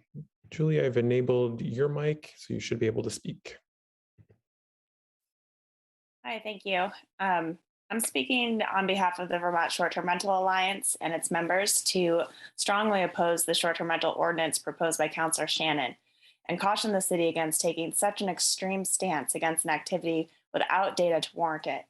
As communicated to you by email, the very company that city staff has proposed to enforce this ordinance, Granicus or Host Compliance, put out an article entitled Short-Term Vacation Rental Bans Gone Wrong, which highlights the multiple cases where cities have been sued for attempting to ban owners from operating a short-term rental. And add to that list the town of Conway, New Hampshire, who just recently lost in court against their resident vacation rental owners as well. Our assessment is that this highly restrictive ordinance will cost the city hundreds of thousands of dollars in lost revenue and economic activity and diminish the amount of capital investment being added to Burlington's aging housing structures.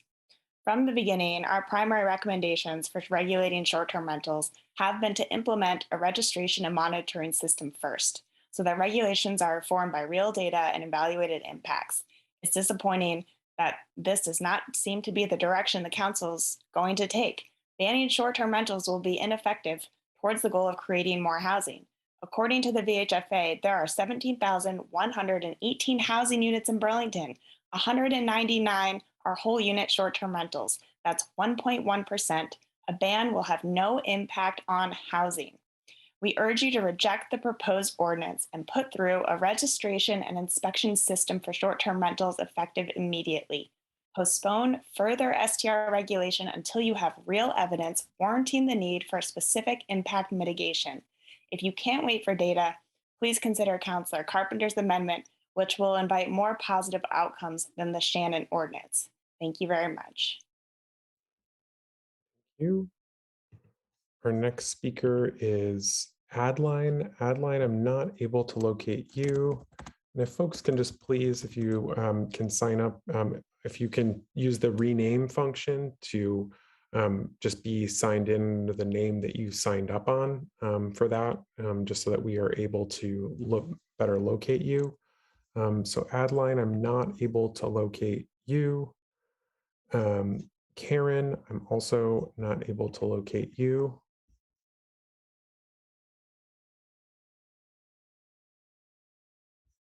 So I will keep going.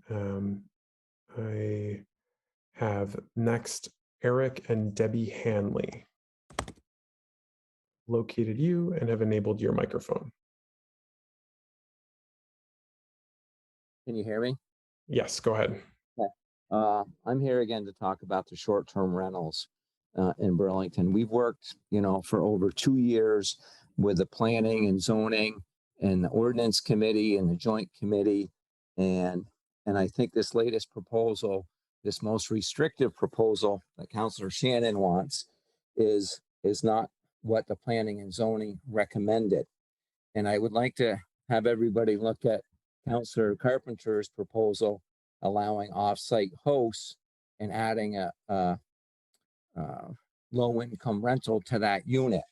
That would allow more affordable units in the city of Burlington, and allowing people to still have an Airbnb that contributes a lot of money to the city of Burlington, makes people afford lodging in Burlington, especially during graduation weekends, festival weekends, the marathon, and other things like that. If the council votes on 501 right now, the most restrictive proposal out there, you're not going to add any affordable housing to the city right now, like the proposal that Councilor Carpenter has on there. People are going to lose jobs, all these people that clean these short-term rentals. And I just think it's a very, very narrow, it's just very too restrictive.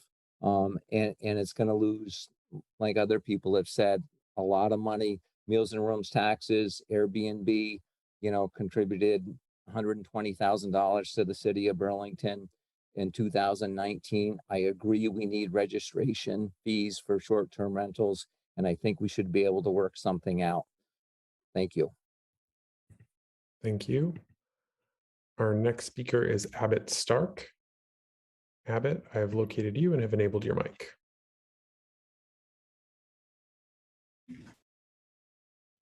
Hi there, can you hear me? Yes, go ahead. Okay. Thank you, everybody, for continuing to listen so much on this issue. I mean, as I've shared, that started a business here in Burlington, and that several people, it's a very young company, several people who work in the business do short-term rental themselves just to make ends meet, as I have done. And I have a couple of low-income tenants. I feel like I kind of represent the gamut of the issues associated with this. And, at the same time, I'm very passionate about creating more housing in Burlington. So I appreciate how much work has gone into crafting the amendments that have come to the table this week. And I'm really interested to hear folks' comments. I've also heard from some other people that, this would, especially at a time when we're considering raising taxes, it would be a real shame to have to lose out on the rooms and meals local option tax that I know at least Airbnb is 120,000 as of 2019. And there's more because there's also other services like VRBO that contribute money.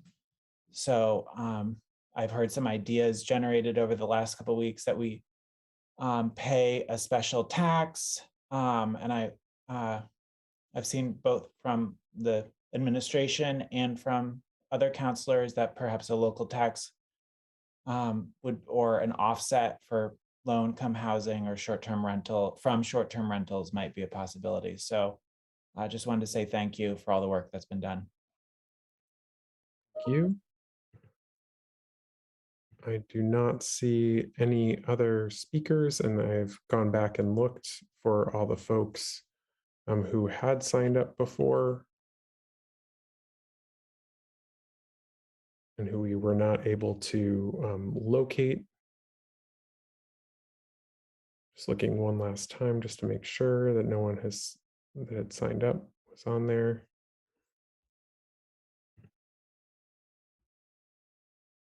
Okay. I am going to close the public forum for this evening, and we will now get into our agenda. We have already completed item number 3. If you could just please take the timer down when you get it. Thank you very much. Appreciate it again. Thank you, David, for helping us with that this evening. And also just want to, the reason David was covering that is because our clerk's office, the city clerk's office is very, very stretched with the election coming up, and also just wanted to take a second to thank them for their work making this election run smoothly. It's a big endeavor. So thanks to the clerk's office for your work supporting the council and also the elections. The next item is item number 4, the consent agenda. Councillor Stromberg, may I please have a motion on the consent agenda? I move to approve the consent agenda and take the actions indicated. We have a motion from Councillor Stromberg. Is there a second? Seconded by Councillor Hansen. Any discussion? Okay, go to a vote. All those in favor of adopting the consent agenda, please say aye. Aye. Aye. Any opposed? That carries unanimously. We will now move into the deliberative agenda, but before we get into the deliberative agenda, we have a number of other meeting structures under which we conduct business. This evening, we have 3 of those in play: the City Council with Mayor presiding, the Board of Civil Authority, and the license, license. And so I will go to each of those before we get into and continue with our deliberative agenda. They are so I will first recess the City Council meeting at 7:56 and go to the City Council with Mayor presiding meeting and turn it over to Mayor Weinberger. Thank you, President Tracy. I'm going to call into order the City Council with Mayor presiding at 7:55 p.m. And the first item on the agenda is a motion to amend or adopt the agenda. Could I have a motion on the agenda? Councilor Mason. Thank you, Mayor. I'd like to make a motion to adopt the agenda as presented. Thank you. Is there a second for that motion? Seconded by Councilor Hansen. Discussion of the agenda. All those in favor of the motion, please say aye. Aye. Aye. Anyone opposed? Motion carries unanimously. That brings us to the consent agenda. Could we have a motion to adopt the consent agenda and take the actions indicated? Councilor Mason. So moved, Mayor. Is there a second? Second by Councilor McGee. Thank you. Any discussion of the consent agenda motion? Seeing none, we'll go to a vote. All those in favor of the motion, please say aye. Aye. Aye. Are there any opposed? Motion carries unanimously. The consent agenda is adopted. Now we have the opportunity to appoint 2 positions. The first is 3.01 Conservation Board appointment for a term expiring on June 30th, 2025. The floor is open for nominations.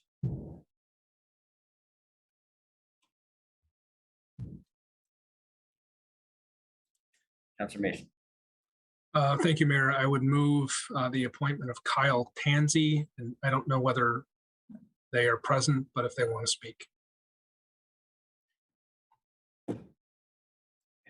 So we do have a tradition of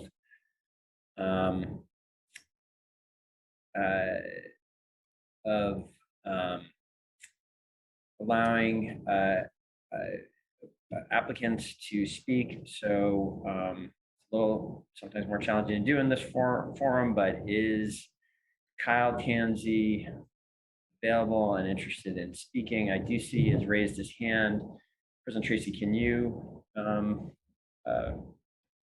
him the mic?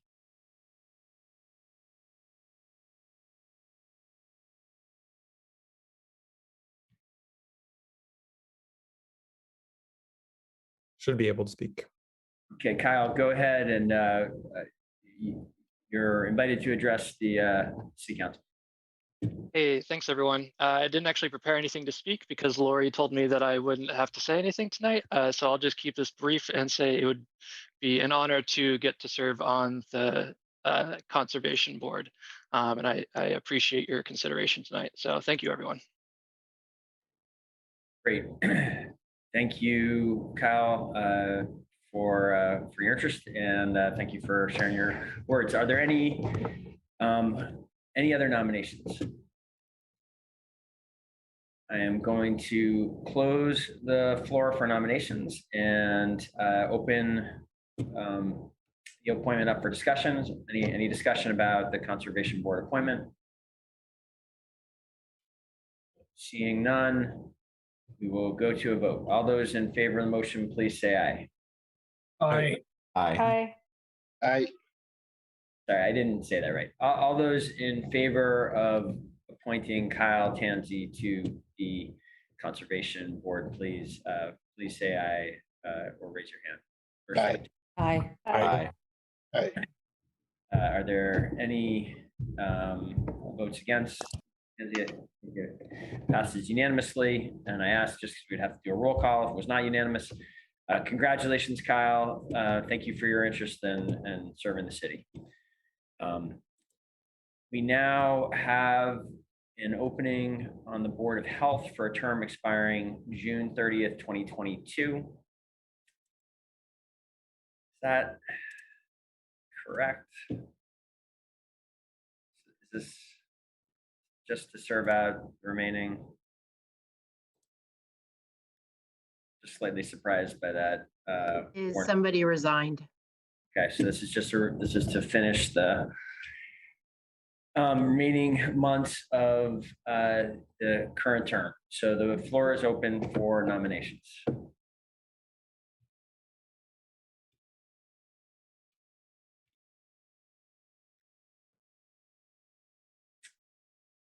Would anyone like to make a nomination? Chip, Councilor Mason. Thank you, Mayor. I would like to move the nomination of Joshua Freeman Gary. Very good. Are there any additional nominations?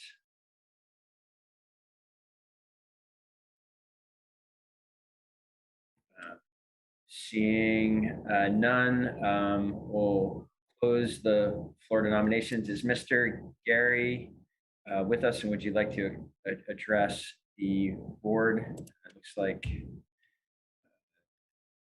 Mr. Gary is here, so thank you, President Tracy, for your help with this, and go ahead, Mr. Gary. Hi, thank you, Mayor. I think it's a great opportunity. Currently in the pre-med track at UVM in their post-bac program, and I also work as an EMT. So I'm interested in learning more about the public health initiatives that Burlington currently has going on, and seeing what I can bring to the table to assist and help out. So thanks very much for the opportunity, and that's all I have to say. Very good. Thank you for your interest in serving on the Board of Health. Are there any additional, so I already closed the floor to nominations, so we will open the floor for discussion.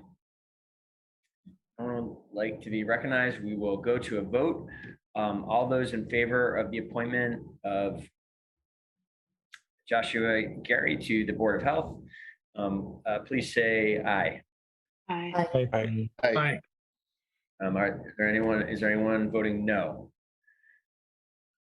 So congratulations, Josh. Thank you for your interest, and without objection, that is the end of our agenda for the City Council of Mayor Presiding. So I will adjourn that body at 8:02 p.m. And President Tracy, was it your thought that I would now convene the Board of Civil Authority? Yes, please, Mayor. Okay, very good. I will call the Board of Civil Authority to order at 8:03 p.m. and would welcome a motion regarding the agenda.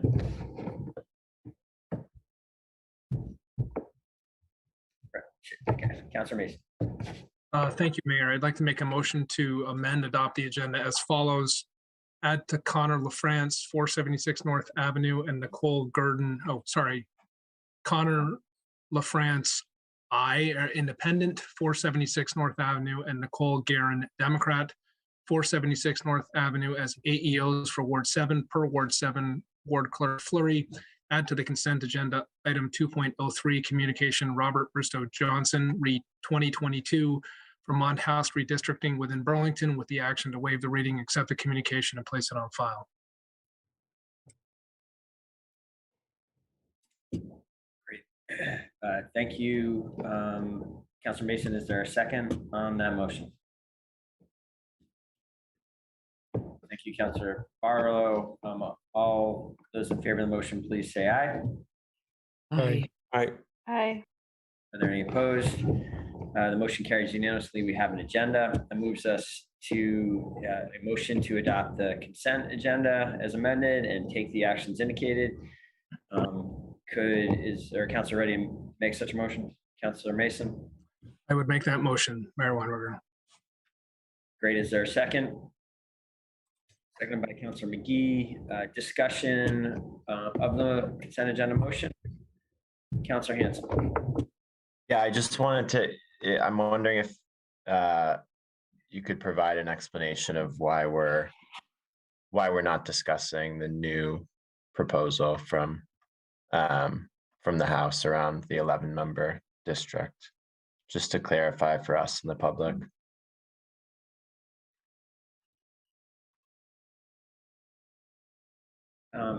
Councilor Hanson, sure. I think it's fun. It's maybe not. Just want to make sure it's not violating some kind of process here, but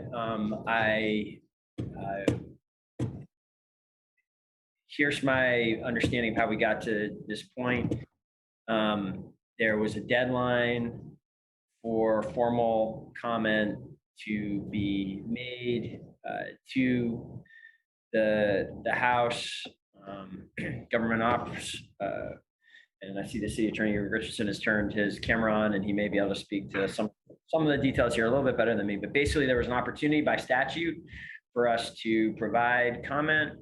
I believe several councilors and numerous members of the public did avail themselves of that opportunity. We did have discussion as a body as well, and took the actions that we did. There was discussion of potentially meeting again as a body before the deadline. That was going to be challenging for a variety of scheduling reasons. And when the mayor's office communicated to councilors about those challenges and the suggestion that instead of trying to convene another meeting because of those scheduling challenges, the councilors make their comments individually, since it also seemed there was not likely to be consensus. There was no, I don't believe there's any response to that communication or concerns raised. So a special meeting was not called. Now we are beyond the the deadline, and that's, I think, how we are where we are. And I don't think we're aware of anyone who, with the deadline passed, had wanted to take further action. So the agenda was set the way it was. But Dan, can you add anything to that summary? Sure. No, I think that covers a great deal of ground. The deadline that you refer to is actually in statute. The statute that was passed by the General Assembly stated a February 15th deadline for formal comment from the BCA. On behalf of BCA, I did file a letter with the House Government Operations Committee reflecting the vote that the BCA had taken in regards to the proposal that either there be 2-member districts or 1-member districts, but not a mix and match of those districts. The process as it goes through in the House now, notwithstanding that deadline, the House Government Operations Committee is just simply working forward. So if individuals or any body wish to make comment about that, submit maps or any type of statement, they're certainly free to do that. It's just that this formal deadline that we were pressing up against has passed, and the pressure that was created by that, I believe, had expired. But certainly, as long as this process continues to move through the legislature, there's an opportunity to contact legislators and express opinions or strong feelings about the particulars of the redistricting process. Great, thank you. I believe the item on the floor continues to be 2.01, the motion to adopt the consent agenda as amended and take the actions indicated. Are there any further discussion at this time? Seeing none, we'll go to a vote. All those in favor of the motion, please say aye. Aye. Aye. Aye. Are there any opposed? Motion carries unanimously. And that brings us to the end of our Berlin Board of Civil Authority agenda, and I will adjourn without objection the BCA at 8:09 p.m.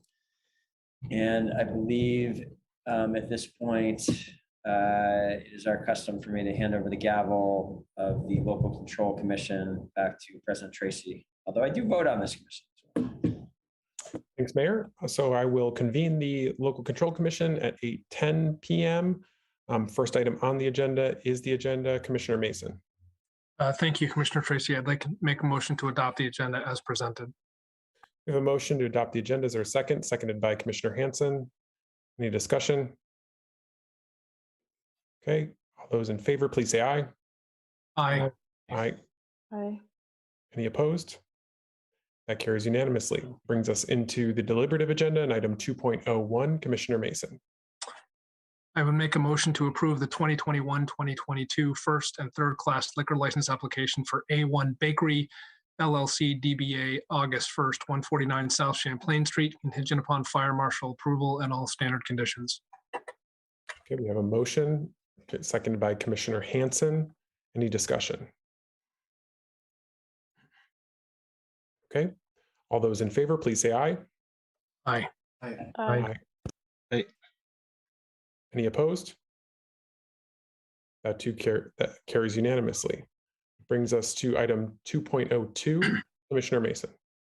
Thank you, Commissioner Tracy. I would make a motion to approve the 2021-2022 outside consumption permit application for A1 Bakery LLC, DBA August 1st, 149 South Champlain Street.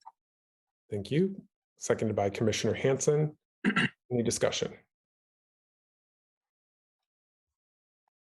Okay, we'll go to a vote. All those in favor, please say aye. Aye. Aye. Any opposed? That carries unanimously. Brings us to the final item on this agenda, 2.03, Commissioner Mason. Thank you. I would make a motion to approve the 2021-2022 first and third class liquor license applications for MCCA Enterprises, DBA Muddy Waters, 184 Main Street with all standard conditions. A motion seconded by Commissioner Hanson. Any discussion? Okay, we'll go to a vote. All those in favor, please say aye. Aye. Aye. Any opposed? That carries unanimously. That completes our local control commission meeting agenda for this evening. So we are now adjourned at 8:13 p.m. Brings us back into our regular city council meeting where we will pick back up where we left off with other items that are in the same vein as the local control commission. Starting with item 5.01, an indoor entertainment permit application. Councilor Mason. All right, let me switch meetings here. Step.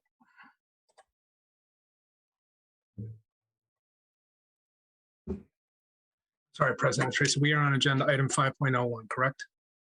Yes. Okay, thank you. I would move that we approve the 2021-2022 indoor entertainment permit application for A1 Bakery LLC, DBA August 1st, 149 South Champlain Street with all standard conditions. Thank you. The motion is seconded by Councilor Hanson. Any discussion? Okay, not seeing any, so we'll go to a vote. All those in favor, please say aye. Aye. Aye. Any opposed? That carries unanimously. Brings us to our next item on the deliberative agenda, which is 5.02, an indoor entertainment permit. Councilor Mason. Thank you, President Tracy. I would move to approve the 2021-2022 indoor entertainment permit application for MCCA Enterprises, DBA Muddy Waters, 184 Main Street with all standard conditions. Thank you, Councilor Mason. We have a second from Councilor Hanson. Any discussion? Okay, not seeing any, so we'll go to a vote on that. All those in favor, please say aye. Aye. Aye. Any opposed? That carries unanimously.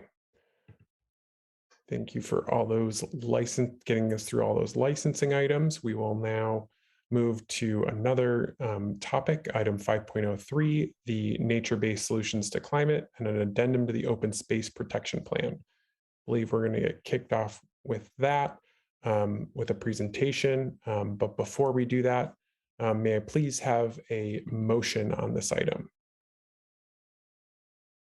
Did not have someone, Councilor Hanson. Sure. I move to approve the nature-based climate solutions and addendum to the Burlington Open Space Protection Plan and incorporate into the Plan BTV comprehensive plan when the comprehensive plan is next updated. Thank you, Councilor Hanson. We have a motion. Is there a second? Seconded by Councilor McGee. Okay. Did you want the floor back, Councilor Hanson? Okay, great. So we have Scott Gustin and Steve Whitman with us, as well as Zoe Richards from the Conservation Board. So welcome to all of you. Scott, I believe you're going to kick us off. Is that right? I will, but before I do that, President Tracy, we have one more of our group, Taj Shotland, in the attendees. If you could promote him to panelist, that would be excellent. Absolutely, and my apologies. At the bottom. Yep, I've actually, wait a second. I gave them speaking. I need to give them panelists. There we go. Okay, Taj, I think I got you as well. I apologize for that.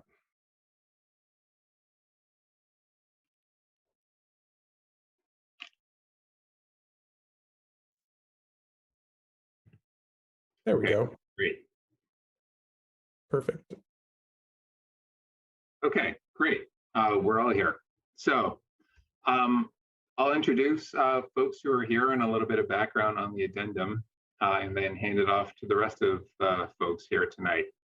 So I'm Scott Gustin. I work with the Department of Permitting and Inspections and the Zoning Division, but I also work a great deal with the Conservation Board.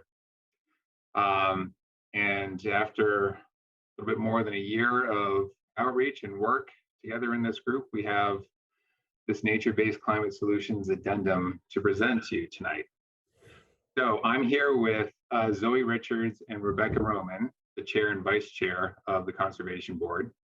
We have Steve Whitman, who's been our consultant working on this project with Resilience Planning and Design. And we also have Taj Shotland, who works for Trust for Public Land, but he also does work with nature-based climate initiatives. And he can help us out with metrics for quantifying nature-based climate solution benefits. There's 6 major components to the addendum. They pertain to urban forests and tree canopy, our waters and wetlands, lawns, fields, and small open spaces, agriculture and community gardens, green infrastructure, and finally, and all-encompassing, equity, inclusion, and relationships. So I think above all, the addendum is a framework and an invitation to participate in Burlington's climate work. This is really something that anyone who lives in the community can participate in a hands-on way to enhance and expand our green spaces. It also serves as a transition to a comprehensive rewrite of the Open Space Protection Plan in the coming years. And with that, Zoe and Rebecca, I'll hand it off to you. Great, thank you, Scott. I'm just really happy to be here tonight with this, I hope, close to finished document. And I want to thank the Conservation Board for their really hard work on this document, and my co-chair or vice chair, Rebecca Roman, for steering me through this process, and Scott, who's been super helpful in zoning, and also Dan Cahill, who's not here, who's the city land steward, who's been extremely helpful in this process, along with Alicia Daniel, who's our city naturalist, and our consultants, Steve and Liz, who've helped us with this document. And basically, before I hand it off to the consultants and to Taj to talk a little bit more about the details of the document, I just wanted to give the council a little bit of a frame. And I think, we're really excited to share this document because what it really does is outlines how nature is critical infrastructure for the city of Burlington. It's really easy to take that for granted, but we really rely on it. Just as an example, trees provide extensive cooling. They help us avoid emissions. They provide carbon sequestration, flood mitigation, filtration, and lead to lake health. Without looking out for our natural systems, we'll lose them. And that's a lesson from a lot of other cities. And we really, until you lose some of them, you don't realize how critical they are in fostering the city that we want to live in. There is a lot of groundbreaking work that's going on in Burlington. And this document outlines some of that work. And we hope that it will support and help to grow it. And we really want to put a lot of conservation related work in a climate action frame, which is where it really should sit. And that's what this document strives to do. We know we need to get to net zero. It's something that we really have to do for the planet, but nature-based climate solutions in Burlington is something we have to continue to do to make the city habitable in the face of warming. That's one of their more significant values. We feel like this document provides a path forwards for doing that. And it has an implementation matrix, and we've worked really hard with city staff to sort of figure out and create a to-do list really in this document for nature-based climate solutions. And with that, I'm gonna turn it over to Steve Whitman, who was the consultant who helped us work on this document. And I believe I can screen share some slides. Is that okay? Yes. All right, thank you.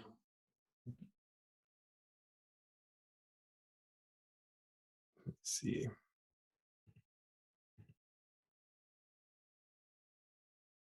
The other alternative was reading the plan to you, but they said I couldn't do that. So I think you should. Why don't you try to share your screen?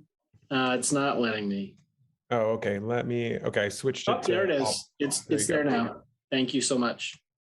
And I won't take too long with this. We just wanted to give some visuals and highlight a couple of the things that Scott and Zoe have said. So thank you for the opportunity just to kind of run through the framework that was created in creating this addendum to the Burlington Open Space Protection Plan with this nature-based climate solution focused. What we ended up doing in creating this was identifying early on in the process that nature-based climate solutions for Burlington were defined as actions with protection, restoration, and stewardship components. That alone was not quite enough. So we went further in the development of the framework. And as Scott said, we have these primary themes of urban forests and tree canopy, water and wetlands, lawns, fields, and small open spaces, agriculture and community gardens, kind of all fitting in as different types of land cover and land use that have different types of activities and different types of nature-based climate solutions that lend themselves well to those environments. But throughout all 5 of those, we saw opportunities for equity, inclusion, and relationships and continuing work happening within the city.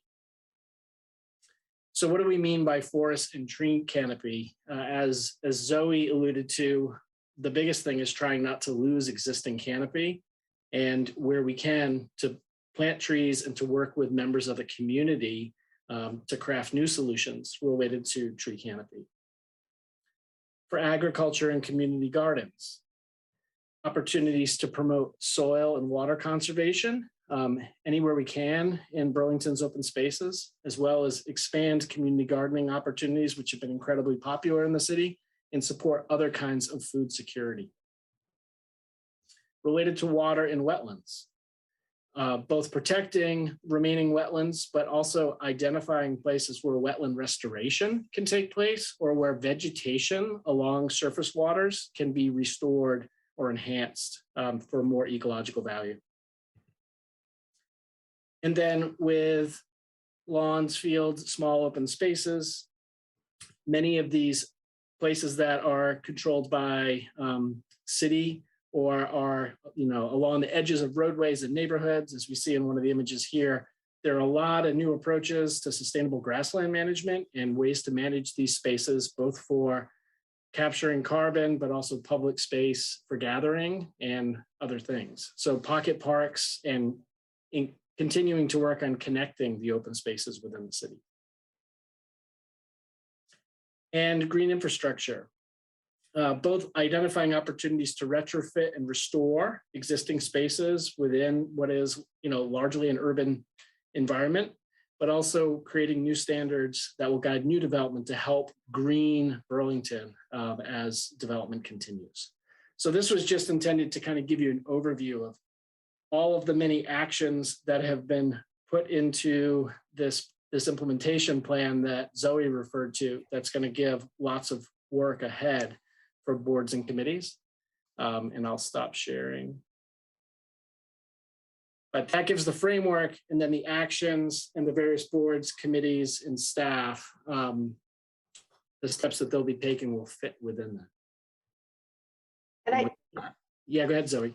I was going to say, and I think now we have Taj Shotland. I've been participating for a couple of years in a national group through the Urban Sustainability Directors Network, which used to be called the Urban Drawdown. Oh, Taj, you'll have to help me. The Urban Drawdown Initiative, and now it's called the Nature-Based Climate Solutions Initiative.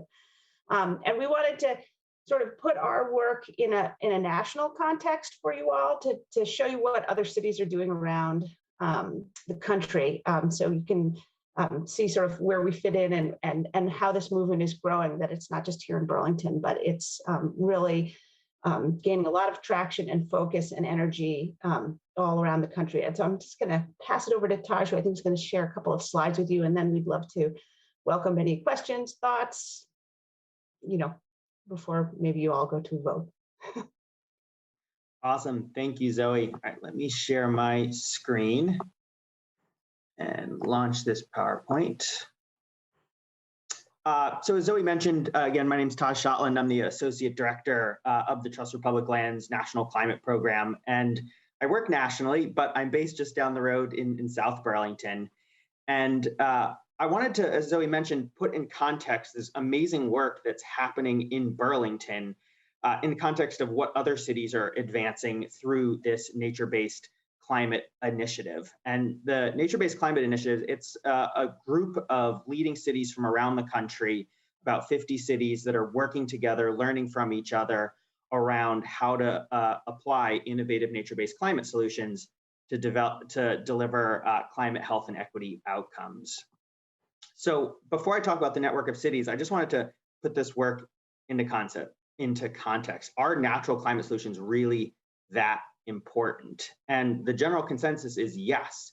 We cannot meet the goals of the Paris Climate Accord, which is that UN framework for advancing climate action globally. We cannot meet those goals without more effective management of our natural resources. And there's lots of ongoing research, but one peer-reviewed research that was put out a couple years back now showed that the US, through improved land management, could absorb 21% of our current net annual greenhouse gas emissions. So it's just huge.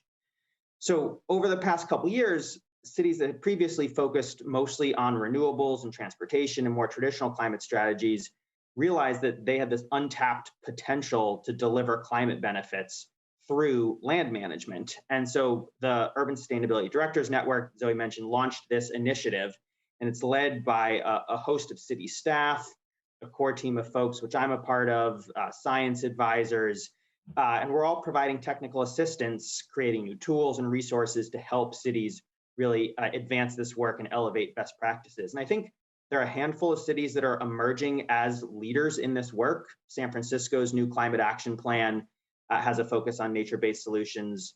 City of Boulder just launched a new natural climate solutions division actually within their city government. And now I think with this open space addendum, Burlington is going to start to be recognized as a leader in this field, which is incredibly exciting. And I just want to emphasize one thing in particular about this initiative. At the heart of it is this new way of defining climate action. It's a realization that climate action can no longer just mean mitigation, right? We need to reduce emissions quickly, but based on our current trajectory and past emissions, we're locked into some significant climate impacts in our communities. They're going to impact the livability of our communities. And so reframing climate action around this holistic approach that brings together climate mitigation, climate adaptation, and equity. And cities are pursuing these goals through a variety of nature-based solutions.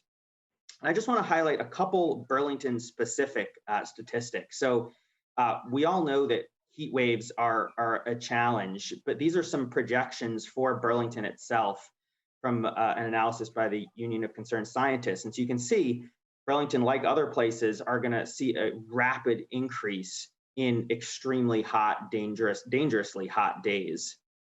And that's exacerbated by how we've designed and built and invested in our communities in Burlington and elsewhere.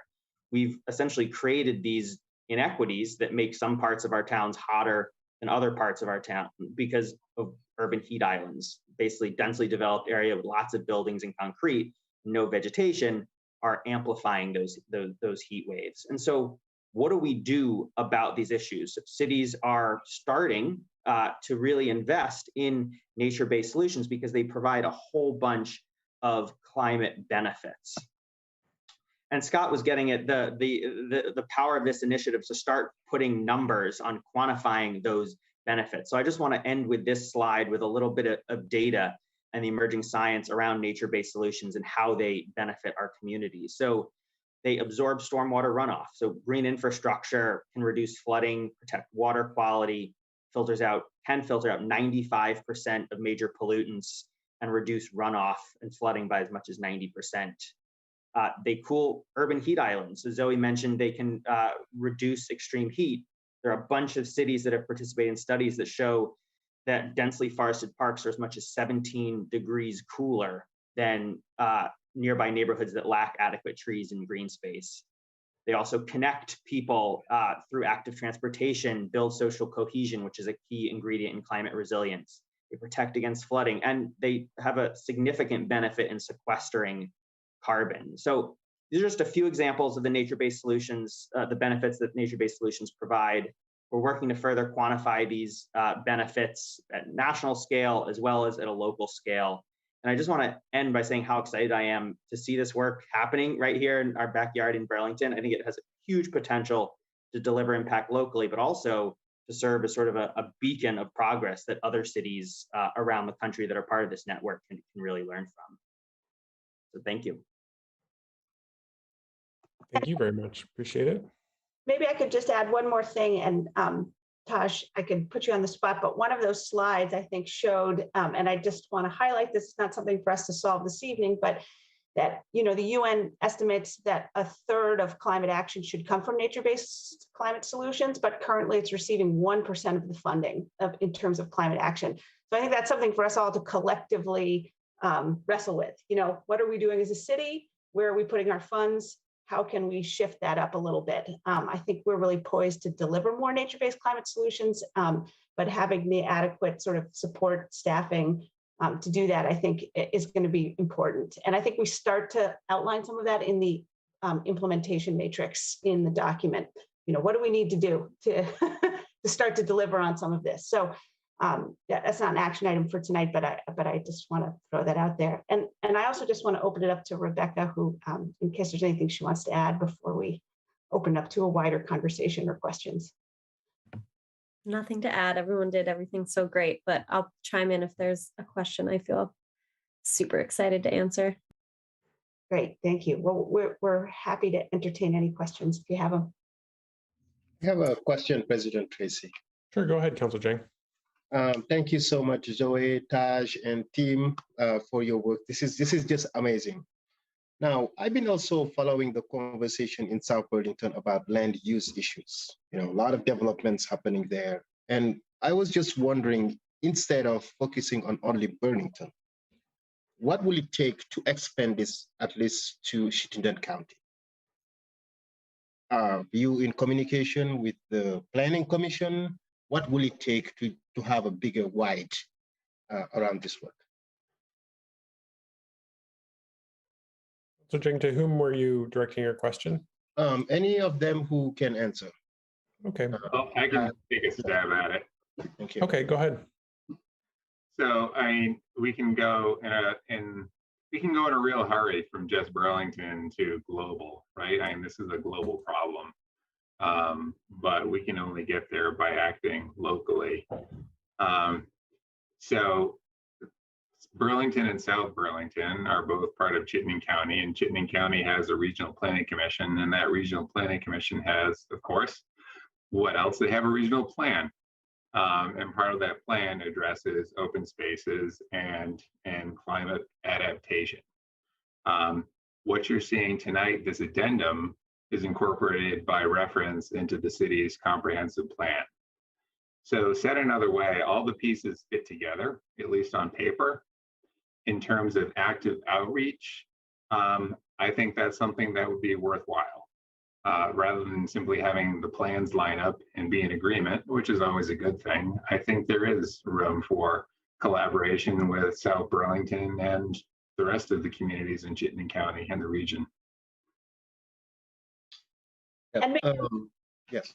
Oh, I was just gonna say, I could just throw one more piece in there, is that, you know, we're really trying to build some of those regional connections, you know, when I'm not the chair of the Conservation Board, I direct the Burlington Wildways Partnership. And, you know, this spring, for the first time, we're having this city nature, we had it last year's City Nature Celebration, and we're gonna do it again this year. And we're teaming up with South Burlington, Winooski, and Colchester. And we've just started to plan for that. And this is sort of the ways in which they're very excited about some of the work that we're doing in Burlington. I think it's sort of the beginning of seeing us like as more of a functional eco-region. So it's an abstract answer to your question.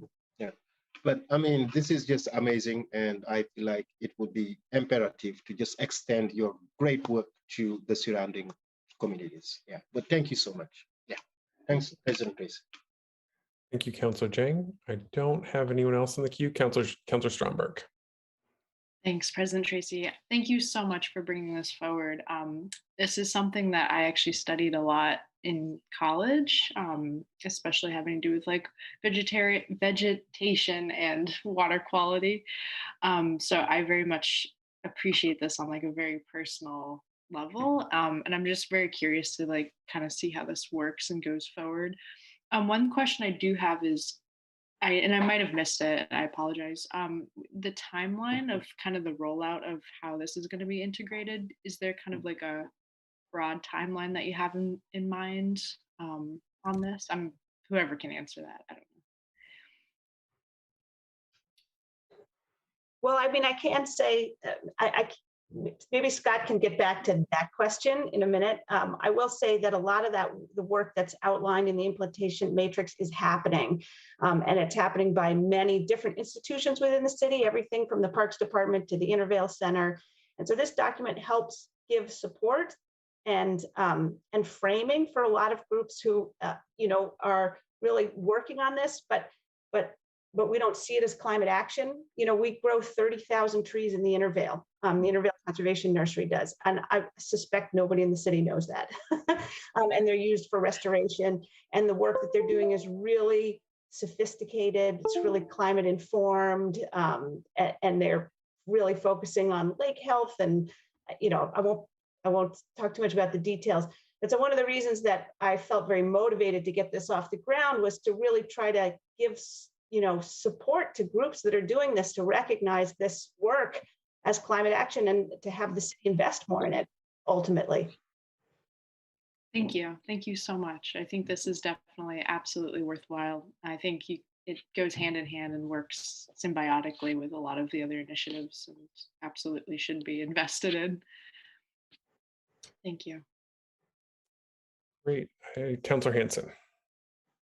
Great. Yeah. Thank you all so much. This is amazing and a reflection of so much work, I'm sure, just from what I've heard. You all have been working really hard on this for a long time and it's paying off. We're lucky to have such a proactive conservation board. Taj, I guess you mentioned this, I think, on your last slide, just around the quantifying. Are we doing anything to try to quantify these benefits that these enormous benefits that natural areas in Burlington are giving us? Yeah, great question. So we started working with a handful of pilot cities, started out with 3 and then advanced to 9 pilot cities around the country to run that quantitative analysis. So we had to we worked with researchers at CSU and others to sort of advance the science to the point to be able to quantify the different benefits of turf management and compost application and restoring degraded habitats and what are the actual benefits for carbon sequestration. And so we advanced that work in 9 pilot cities. Now we're sort of regrouping, figuring out the lessons learned from that initiative. And we're excited to try and take that and apply that and support that work in Burlington. It hasn't started, but it's certainly something that we can do to support the conservation board and this broader plan. Great. I look forward to learning more about that. And yeah, I would just say for you all to keep up the great work and continue to advocate, be proactive. Don't be shy with advocating to council as we're navigating a lot of these decisions around land use and development. I think this is a big step towards integrating that into our decision making, but I think this isn't gonna automatically ensure that this framework is integrated into our decision making. So I think as much as we can continue to incorporate it, and as much as you all can continue to advocate and help us keep these issues forefront as we make decisions, that would be great. Yeah, and I'll just say one more thing, which is I think, Rebecca and I have talked about this a bunch, but I hope that no one sees this as this is like a development versus conservation kind of issue. It really isn't. There are so many ways to have dense, green, lush, enlivened cities. And so I don't ever want to see these things like played against each other, because that's not what it's really about. It's about how do we do the best we can in our urban ecosystem to make sure that, that we have a livable, habitable, cool, carbon sequestering city. And there's lots of creative ways to do really cool stuff in the urban environment. And that's what we're really looking to. Yeah, and I'll just chime in on that and bring it back to Ollie's comment earlier about thinking on a landscape level. And when we look at the state and think on a landscape level, like, and development has to be something that we consider within our cities. And this is more about how do we, like Zoe said, how do we balance it and how do we continue to have resilient communities alongside the development that's happening, which includes food security and stabilization of our steep slopes. I'll stop there. Understood. Yeah. And that makes sense. And I just think you all have, especially now that you've developed this, have a level of expertise and awareness on these issues that we don't have on the council. So just wanting to keep that line of communication open as we're making decisions that relate to this and wanting to hear from you all. I love that. Feel free to reach out to us or invite Zoe and me to chime in. I'm always excited to share my opinion. So great. Thank you so much. Anyone else?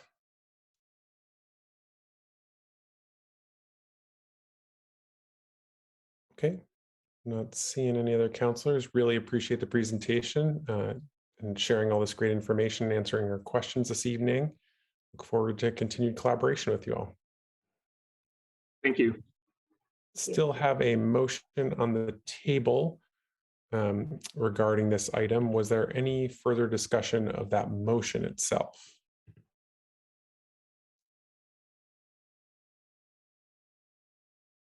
Okay. Not seeing any. We'll go to a vote. All those in favor, please say aye. Aye. Aye. Any opposed? That carries unanimously. Thanks again. We will, item 5.04 was removed, or when I'm removed was placed on the consent agenda, I'm sorry, as item 4.14, which we adopted earlier. So that brings us to item 5.05, which is a communication from Megan Tuttle and Nancy Stetson regarding the municipal mask mandate ordinance. Before we get into that piece, just wanted to get a motion to accept the communication. May I please have that motion? Councillor Jing. Yeah, I move the motion as indicated on board doc. Thank you, Councillor Jing. Is there a second? Seconded by Councillor Hanson. Did you want the floor back, Councillor Jing? No. Okay, great. I see we have Megan Tuttle with us. Megan, is Nancy joining us? Is there a, are they on this? I don't think that Nancy will be joining us on Zoom this evening. Oh, I do see actually Nancy is on. Oh, has she joined? Okay. Yeah. Great. If you would like to, yeah, that would be fine. I wasn't sure if she would be able to make it. Okay, great. Yeah, I've promoted them to panelist, and so should be able to join us. Should be joining in just a moment.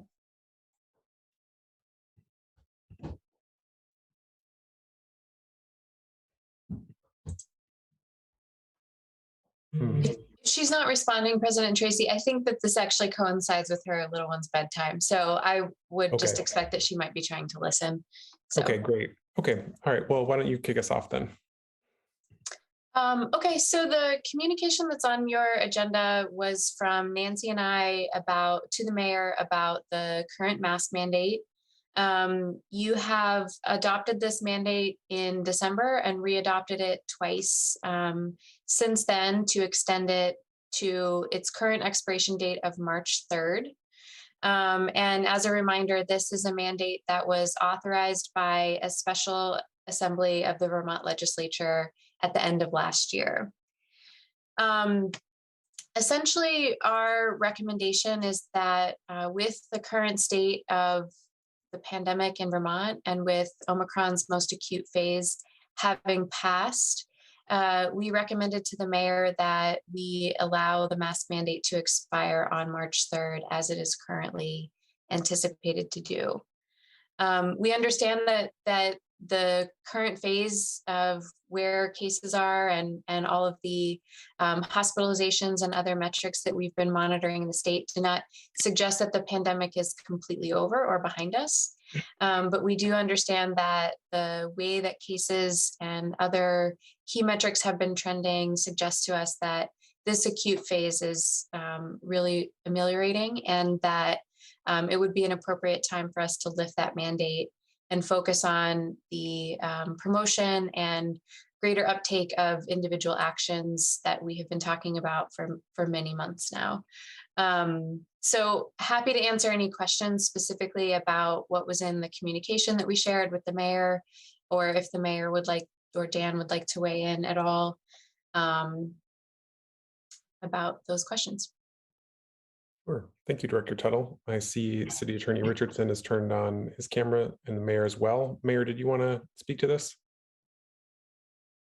Sure. I'll just briefly say I appreciate very much the analysis of Megan and Nancy, the work they've done throughout the pandemic to give us, to put us as policymakers in position to make key decisions informed by data and informed by the latest in science, and what other governments are doing has really been just an enormous boost throughout the last 2 years. And I think they've done that job very thoroughly again here. And I feel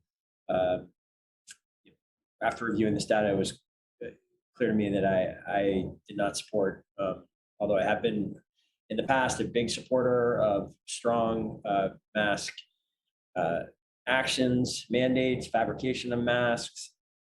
And when the Omicron was headed towards us in December, I did support the reinstatement of mask mandate. I don't believe that such action is still justified at this point, given where we are in the pandemic. And I think like where we are with Omicron specifically, and I think that you've seen that thinking broadly adopted by many jurisdictions over the last few weeks. I think we should follow suit. Happy to try to answer further questions, but that's basically where I'm at. Thank you, Mayor. City Attorney Richardson, did you have anything to add? No, I can just add from a legal perspective, what the effect of this is. If the city council doesn't opts not to renew the mask mandate, it naturally expires.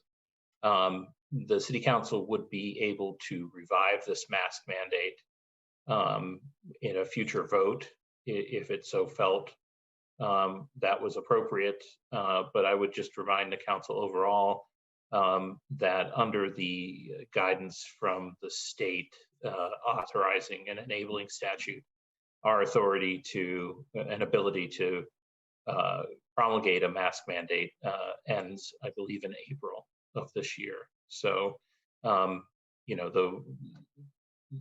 the question is, whether if in March there was a change in the data or policy or direction of the council, if they wish to revive it, they could, but short of the state extending it, such a revival it can only last until the end of April.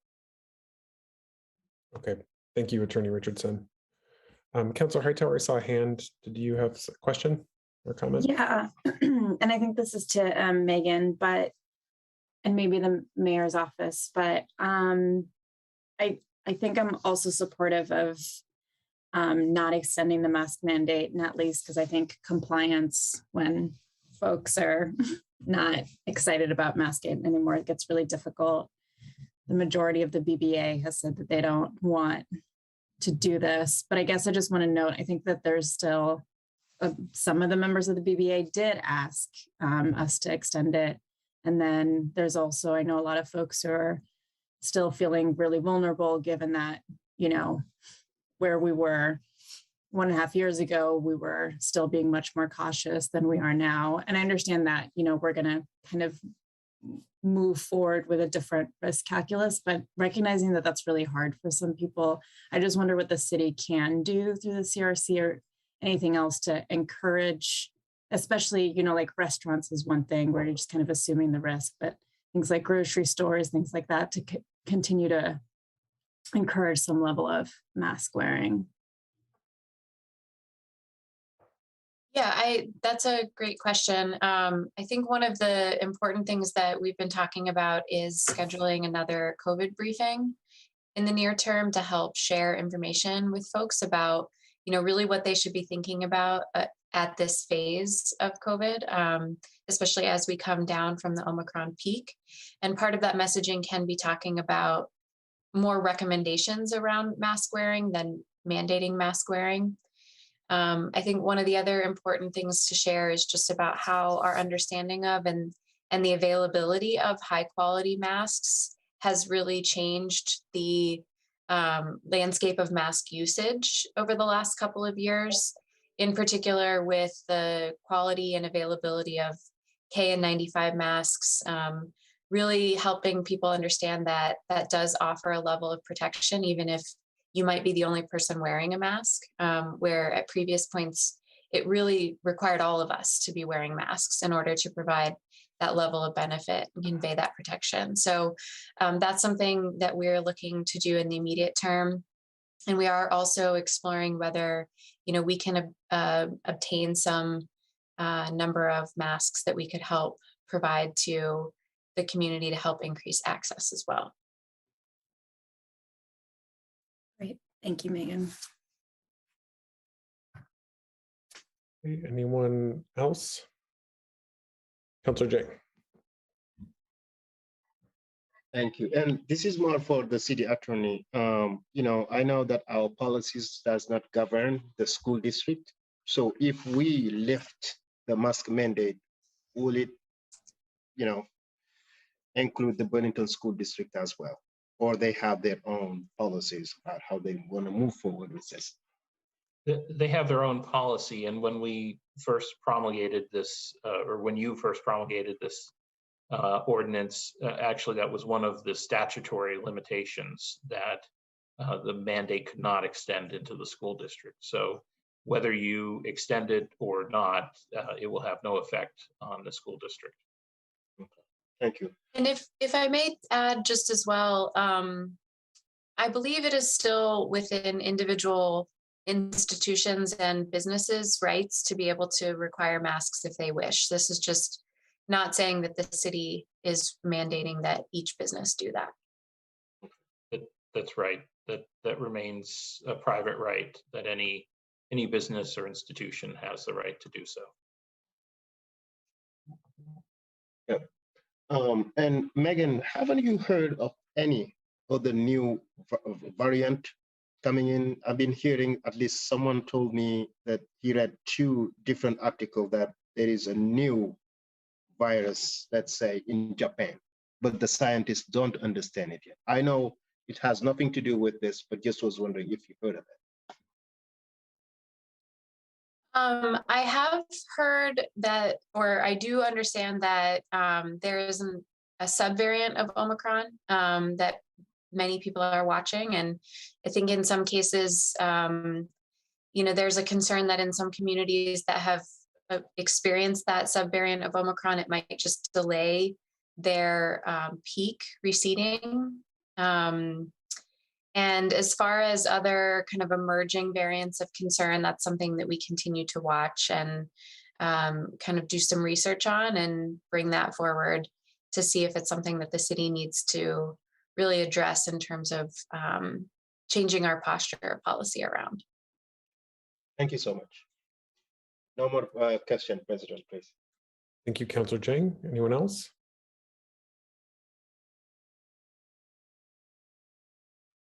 Councillor Stromberg. Thanks so much. Yeah, I just wanted to voice that I'm very supportive of us following the data and taking seriously and adjusting when need be, different mandates and kind of health evaluations along the way. So I am very supportive of us lifting this mandate, and also just want to caution. I think Councillor Jang brings up a very good point. We are still in this. We're still kind of going through a lot of the developments. The world is an ever-changing place, and we should just be prepared to in the future. I don't want it to happen, but be prepared to have to kind of reinstate a mandate if need be. But I do think it is one of those things where it's important to recognize how well and how good we've been as a city overall, in listening to this mandate and making sure that we're being safe for one another, and we've gotten this far because of that. So I do want to name that and say that, you know, it has worked thus far, and to some extent, and yeah, I adjusting as we go, and this is one of those adjustments that I'm very happy and excited to make. So yeah, very supportive of lifting that tonight. Thank you, Councilor Stromberg. I don't have anyone else in the queue. Mayor Weinberger. Thanks, President Tracy. I just wanted to quickly share that I completely agree with the sentiment just expressed by Councilor Stromberg and others, that this is a decision that we're making based on the science and the data and the state of the pandemic now. We can be, I think, hopeful that the Omicron wave was the last major wave of this incredible 2+ year pandemic. We do not have a guarantee of that. There certainly could be new variants. There could be conditions that change again in the coming months. We certainly are looking at the fall as a time when we may, there's at least a real possibility that we have to deal with some new development with respect to this pandemic. We will continue to watch very closely all of these developments. We will continue to have an infrastructure set up within the city to monitor developments and to be able to make changes as necessary. We will continue to be in very close touch with the Department of Health and the UVM Medical Center, and we will not be complacent on this. We also, even beyond that, I think we are starting conversations about how we ensure that pandemic planning beyond the COVID pandemic is something that is well integrated into our emergency preparedness, and that we may well be coming to you in the months ahead with some ideas and long-term thinking, such as, we're asking ourselves at least the question, should there be some kind of supplies that are stockpiled on a permanent basis so that we have systems in place to refresh over time. We're starting to look at that as well. So yes, I think this is the step we should be taking now. Will be important. I think it's important to say now as we're taking this, that just because this is the right decision at this moment does not mean that the science and the conditions might change again and require us to take new action. Thank you, Mayor. Anyone else? Okay, we'll go to a vote on the motion to waive the reading, accept the communication, and place it on file. All those in favor, please say aye. Aye. Aye. Aye. Any opposed? That carries unanimously. Brings us to our next item, which is a series of public hearings regarding zoning amendments. Again, as I said at the public forum, this is only to speak specifically to ZA 21-21-04 adaptive reuse definition, ZA-22-01 historic preservation rehabilitation bonus, and ZA-22-02 permitting adjustment. So those are the three items there. We'll get to the public hearing in just a moment. For that, if you are interested in addressing the council on only these items, you may do so by using the raise hand function, and I'll just call on folks that way. Again, only these items you're able to speak to. No other topics are not, you're not able to address other topics at this point. But prior to doing that, I just saw Scott Gustin turn on his camera. So Scott, I just wanted to see if you might be able to give an overview of each of these ordinances prior to opening the public hearing so that folks have a knowledge of what to comment, what their comment might be commenting on. Sure, I can do that. So there's three separate amendments here. Two of them are related. One is the revision of a definition for adaptive reuse.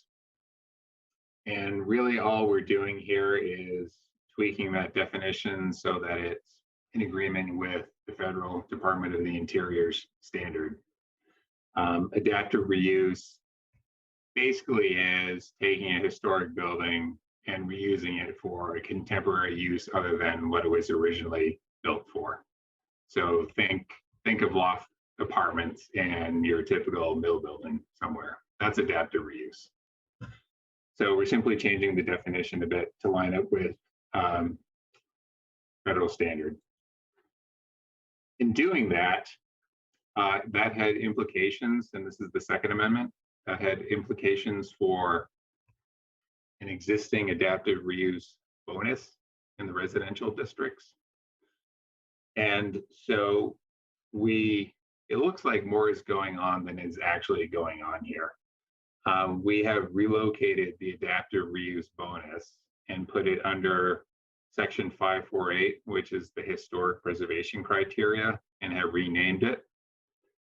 Between relocating and renaming it and making a slight adjustment to the residential conversion bonus, there's really no difference for an applicant between the two of those. This is really at risk of being repetitive. This is sort of like rearranging the deck chairs, but hopefully not on the Titanic, because hopefully you approve it. The third amendment before you tonight has three pieces to it.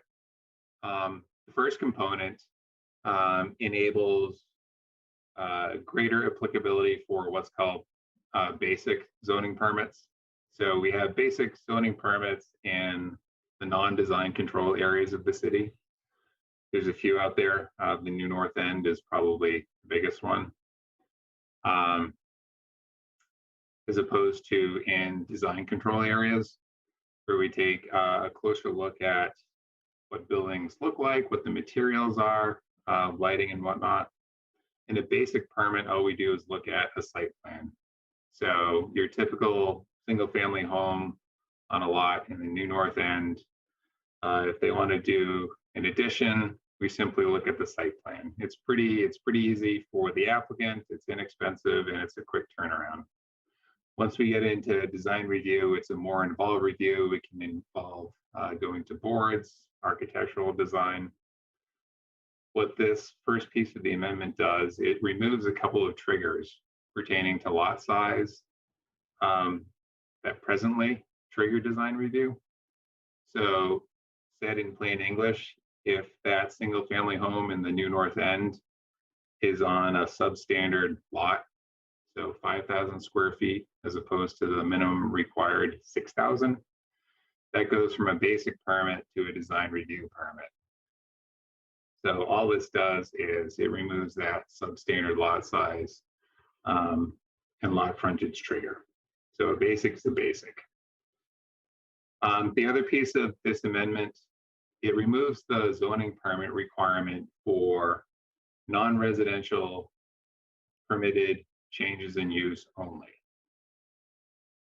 So for a long while, we've had instances wherein we have one permitted change in use, or one permitted use changing to another.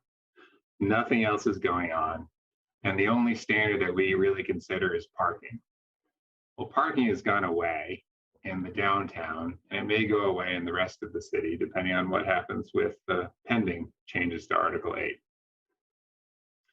So for example, in the downtown, if you have a cafe and somebody wants to change it to, I don't know, retail, they're both permitted uses, right? The policy decision has been made that we're going to allow both of these. They're not conditional, they're not special uses. They're both permitted uses, and there are no standards that apply at all. So this amendment simply says, in those cases, you don't need a permit for us to say, you're okay. Seems like I'm stating the obvious there. The final piece here enables administrative permit review for small scale development in the flood zone. So the city has a fair bit of flood zone area, and some of it's developed, like out at North Cove Road and along the downtown waterfront, the ferry docks in particular.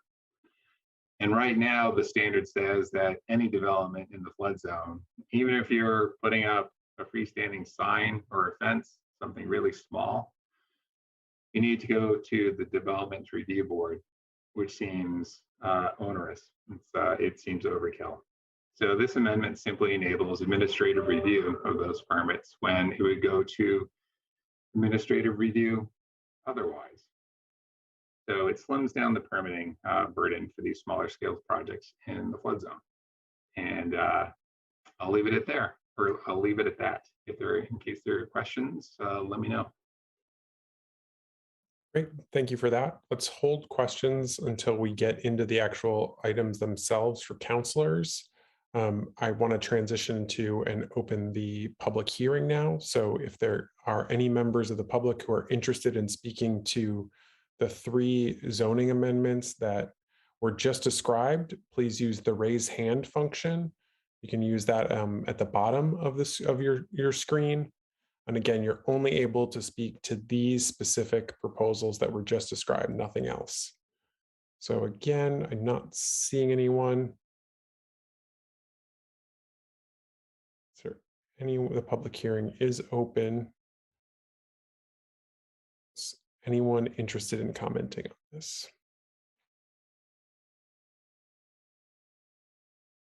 Going once,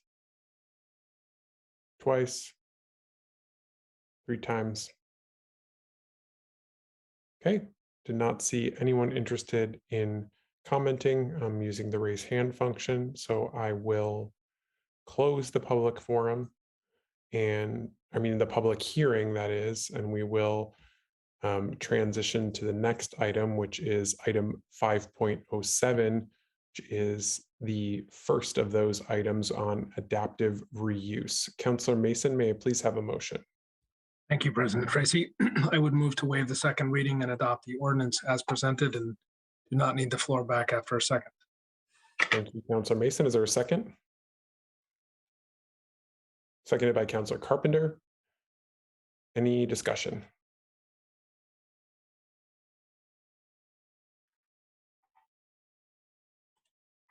Okay, not seeing any. We'll go to a vote. All those in favor, please say aye. Aye. Aye. Aye. Aye. Aye. Any opposed? That carries unanimously. Brings us to our next item, which is item 5.08, the historic preservation rehabilitation bonus that was described by just now. Councillor Mason, may I please have a motion? Thank you, President Tracy. Forgive me one sec. I'm trying, City Attorney pointed out an error and I'm trying to make sure this is the one. And whether the language got captured. No, it did not. Okay, so I will make a motion to waive the second reading, amend the proposed ordinance by retraining the words conditional use in line 28 and striking the N in many in line 88. So it reads may, and adopt the ordinance as amended. Thank you, Councillor Mason. Is there a second? Second.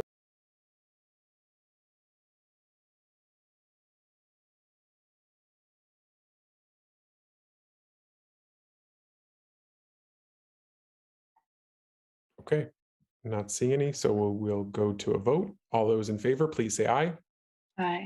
Aye. Aye. Aye. Aye. Any opposed? That carries unanimously.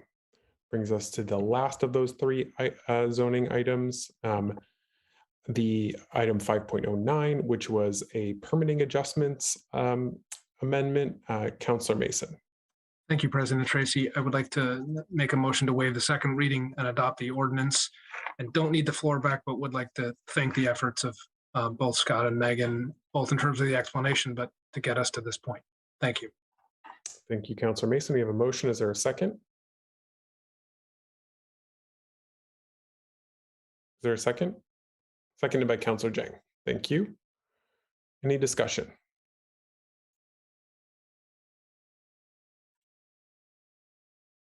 Okay, not seeing any. Let's go to a vote. All those in favor, please say aye. Aye. Aye. Aye. Any opposed? That too carries unanimously. Brings us to the last item, which is on our deliberative agenda, the zoning or the ordinance change regarding short-term rentals. Councillor Shannon.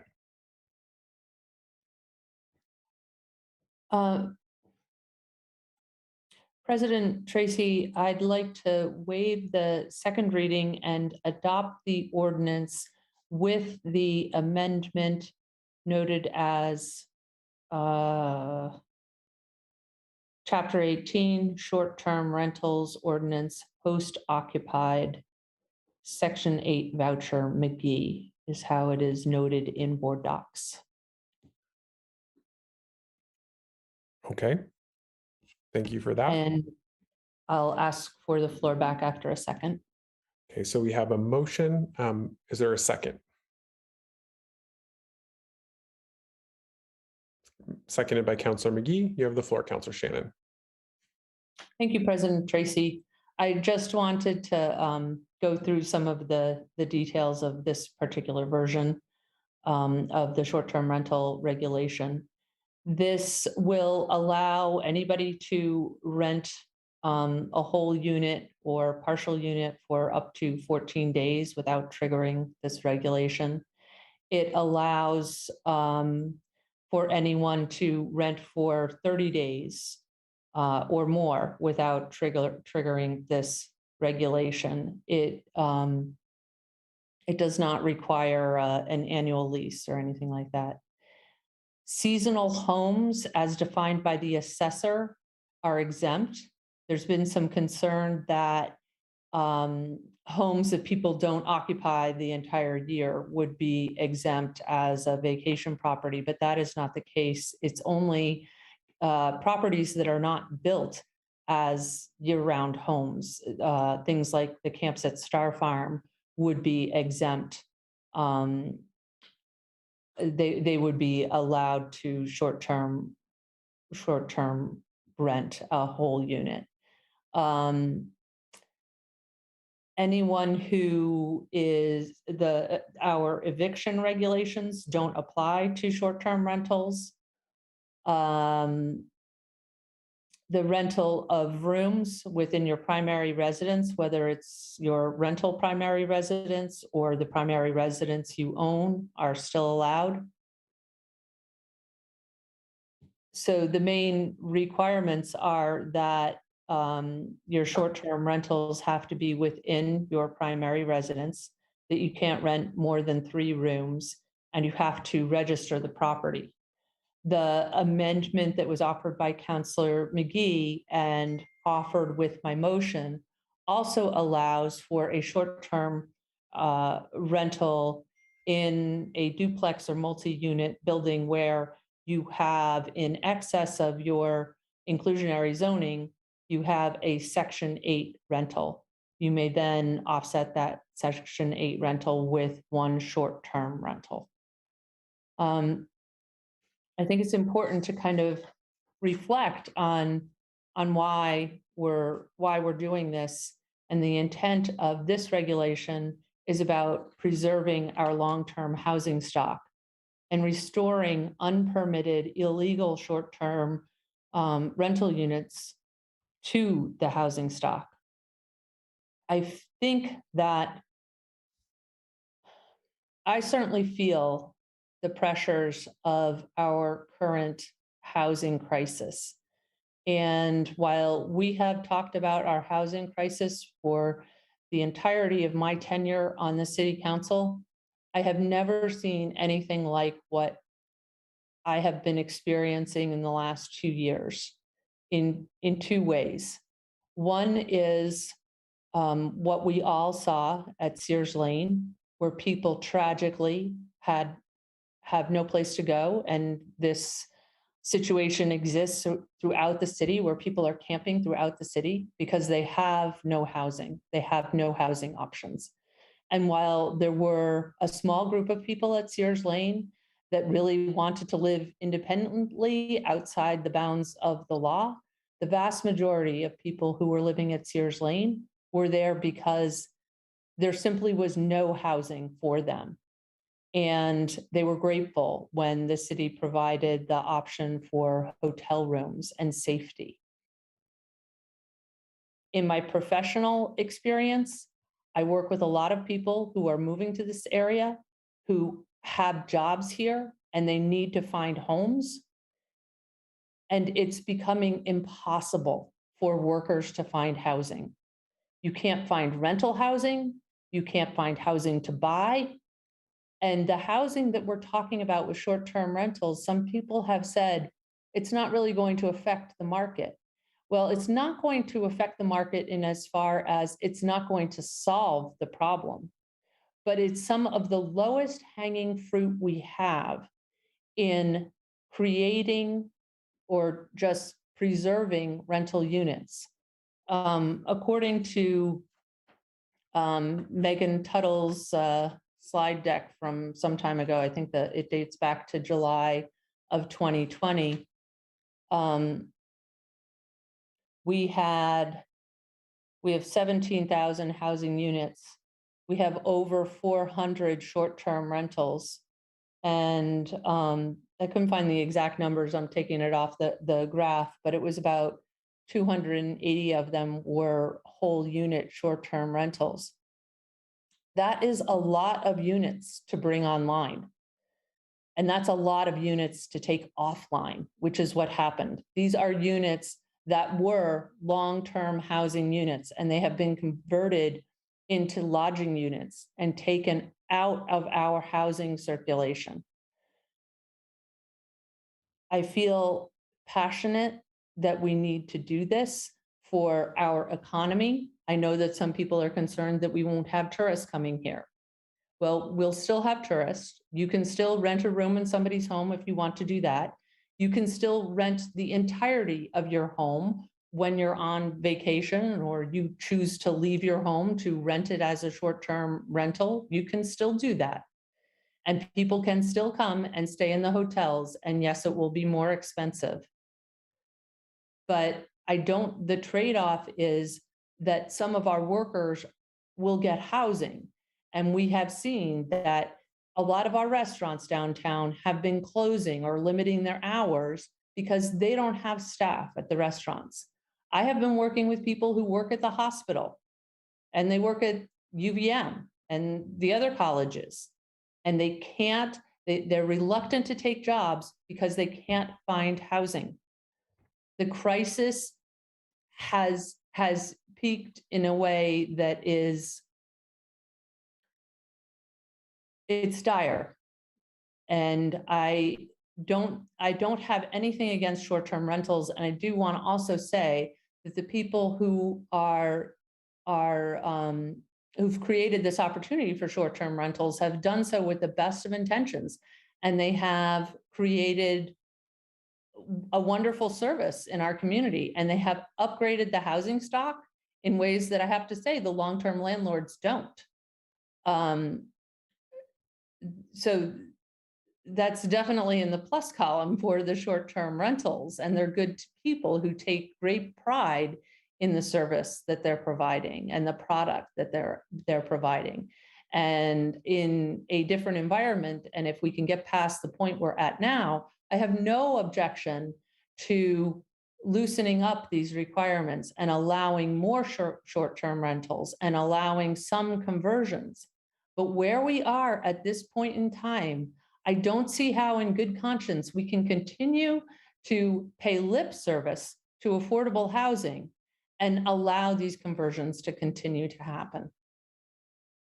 So I'll leave it at that for now. Thank you, President Tracy. Thank you, Councilor Shannon.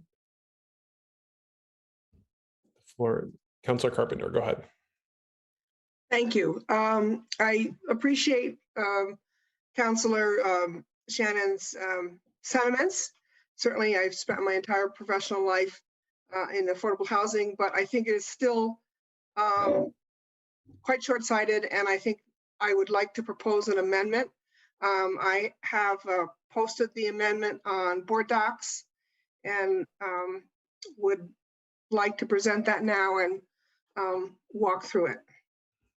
Sure, go ahead, Councilor Carpenter. Which, are you just able to clarify? Yeah, which version you're using? Director Tuttle said actually that they're exactly the same. When she had, and jump in, Director Tuttle, she'd renamed the one just for clarity, and somehow they got posted twice, but they're really the same amendment. Director Tuttle, they say the same thing, so. That's exactly right, Councilor Carpenter. Both of the documents that have Councilor Carpenter's name in them are the exact same documents. Okay, so are you just able to read the title of that amendment? Which one are you proposing I recommend? Is there a protocol to that? No, I just wanted for reference and for the record, which Okay. amendment version you're introducing. Well, I guess we can take the first one, amendment to chapter 18, short-term rentals, Councilor Carpenter. Okay, great. Say the same thing. Okay, thank you for that. So we have a motion on an amendment. Is there a second to that motion? Councilor Jang seconds. Councilor Carpenter, would you like the floor back? Yes, thank you. Go ahead. So this is moved fast and moved quickly, and somehow I think has also been somewhat confusing. As you all recall, really now over 2 years ago, as is noted in Director Tuttle's memo, we were asked to create a joint committee to come up with a regulation framework for short-term rentals.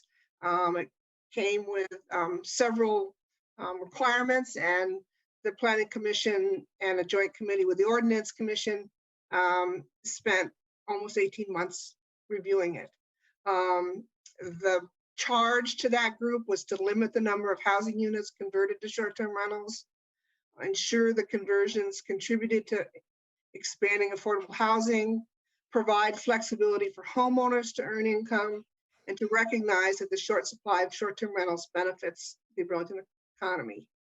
In, I think it was August or September, we were presented with those recommendations. We had a work session on it, spent quite a bit of time on it. It was clear then that not all councils were in agreement, but we spent a goodly amount of time on it. Sort of moving through the fall, we were then presented with an additional alternative, and I had assumed we would get the opportunity to discuss that, but that didn't happen. That was really at our December meeting, and Councilor Shannon's proposal was an amendment was presented, which gave us no opportunity to discuss what I feel was a middle ground and really was a good alternative to meet all of our goals. And really the version that I'm presenting tonight, or the amendment, the remainder of the ordinance pretty much stays the same, covers a lot of territory, and I thank the planning staff for the amount of work they did on that. And we need all of that detail, but this really focuses primarily on what and who would be allowed to serve in a short-term rental. Like Councilor Shannon's proposal, it would allow someone to short-term rental their own unit, but that's the only option that is presented under that consideration. The amendment I want to offer really would also allow the owner of their own primary residence to short-term rental another unit on their property, either in their home or on their property.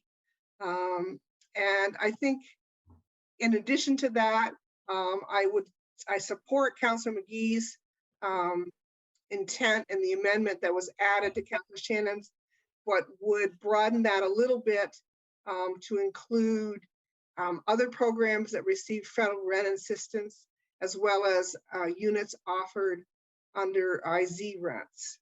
And I think that's a good balance and something we need to consider.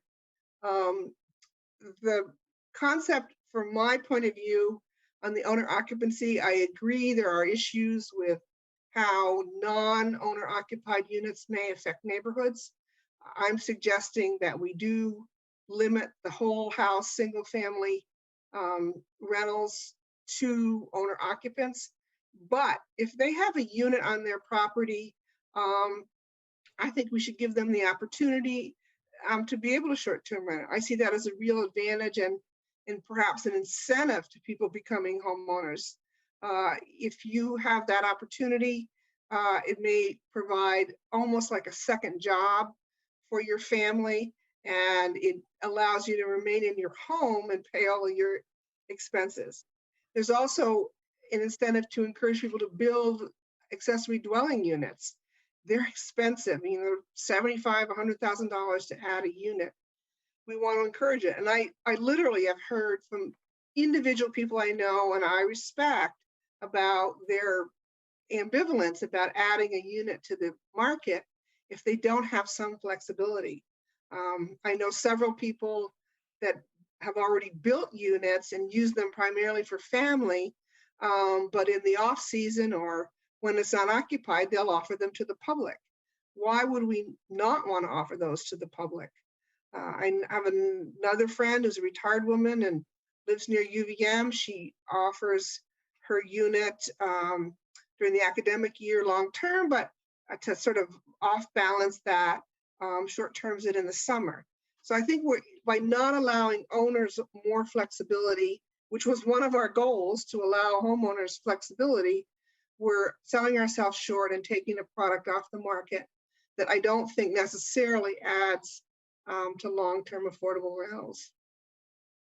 The other piece of the amendment really is for non-owner occupants who could and are willing to offer an offset unit at either the affordable inclusionary zoning rates, which are set by the CEDO office and based at about 65% of our rental system, and make that available in return for allowing an STR. And we again heard from a lot of owners who said, I have an STR in my building and it allows me to keep my rents low. Pulling that opportunity away just incentivizes the owners of those apartments to just raise the rent to the max. And if there's no offset there, why wouldn't I raise my rents to the max? They'd have to document this. I think it is in fact going to cause a little bit of work for somebody, but I think like we do with the IZ rents, you produce a lease or a document that says the rent is set at this. And the same thing would be true with occupants receiving federal rent assistance or state assistance. I think that's a fair trade-off and allows some units to be on the market. It doesn't pull them all off the market, which I think the other proposal does. I mean, STRs aren't a horrible thing. They do contribute. I'm sure we've all stayed in them. But what we want really with an amendment is to stop the speculation. And I think this would stop it. It would, where we've seen, I think, a big impact is pulling single family homes off the market and not making them available to homeowners. When we talk about people wanting to move and live in Burlington, buying a home is a problem. And this is an opportunity to assist with that. 55% of the STRs were single family homes. So again, I think this proposal addresses that. I think it's time for us to adopt an amendment. There's a lot in there, particularly including the registration, that we need to get started right away. I don't think we need to leap to the most restrictive option now, as opposed to the more tiered approach, which we were actually charged to do. As it is with this amendment, we're still going to tell people that have purchased single family homes and they're non-occupied, they can't do that anymore. But it will allow owner occupants to continue the opportunity. And I would hope with the trade-off on the affordable unit that we could actually create some more affordable units, because it'll now be regulated. So I encourage us to pass this. And, as we've said several times, this is the year to get the data.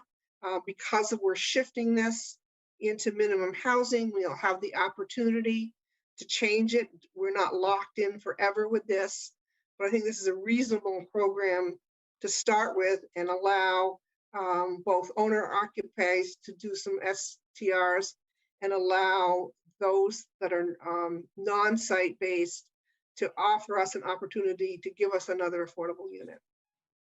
So that is my proposal, and I'm happy to answer any questions. As I said, we unfortunately didn't discuss the whole ordinance earlier in the fall when it was first presented.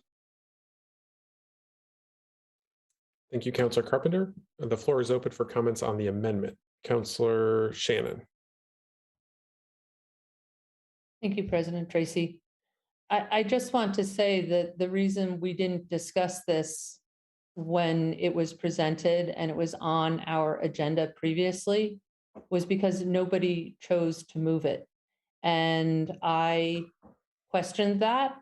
I offered to not move my version forward. I did not rush this and gave everybody the opportunity to move this version, and nobody chose to move it.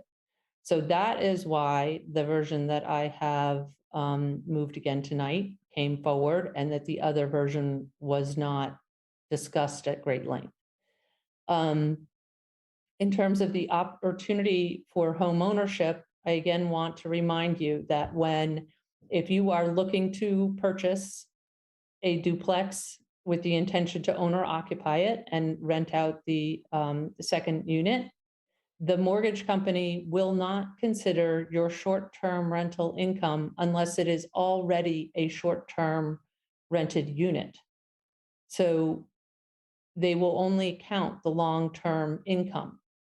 So you need to be able to qualify with that unit as a housing unit, not as a lodging unit. And I think there is sometimes we are conflating affordability with profitability. You have to be able to afford it as a long-term rental according to the bank. You can then choose to a more profitable route and do the short-term rentals. Also, people who have been in their home for a long time and the financing isn't an issue. I won't argue that a short-term rental is not more profitable than a long-term rental, but it is removing our housing stock. And I think if you live in a neighborhood of single-family homes, it's easy to perceive this as a problem of single-family homes being rented. But to push that problem onto owner-occupied duplexes and the neighborhoods that have more multifamily housing doesn't really seem fair. I don't think that there is any evidence that allowing short-term rentals keeps rents low. There may be anecdotal situations where somebody has a short-term rental and that is subsidizing their long-term rental, and that individual case is subsidizing that long-term rental, and that one person's rent is low. But as policymakers, we can't look at these individual situations. The effect on the market of the short-term rentals is not to keep the rents low. It's directly the opposite. It takes units off the market and pushes rents up. As far as offering flexibility, sure, some people want to rent their place for the summer and go someplace. They can still do that, but and if it is it's their primary residence, they can do that without limitations. But if it is not their primary residence, you can still rent it for 30 days in the summer. You just can't do the short-term rentals. And that's all. Thank you. Thank you, Councillor Shannon. I think it's Councillor Hightower. Did I see a hand? Yes. Okay. I have you and then Councillor Mason. I see you as well. Great. I think I've had a hard time with this. I think if folks remember, it came out of ordinance with the owner occupancy allowed. which I was planning on supporting. I was not planning on supporting Councilor Shannon's amendment. And and then most of us did. Now I don't really know what to do because this feels like going back on what we all just supported a few weeks ago. I am definitely supportive of the mix of inclusionary and Section 8 vouchers. I think, well, I don't think a Section 8 voucher allows up to around $1,600 of rent covers. Inclusionary zoning allows up to around $1,400 in rent. And I think I'm really supportive of having both of those options. I think Section 8 is the most important and the most needed and should be prioritized. But $1,400, all utilities included, is still pretty low income. And I don't really see the need to pit the two against each other. I think it's really better to give folks the option. If we're giving this as an option, I think having both would be nice. So I might try to divide the question at the end of this. But I think the other thing to say is we've had folks talk about some other things over the last 2 years, as well as tonight.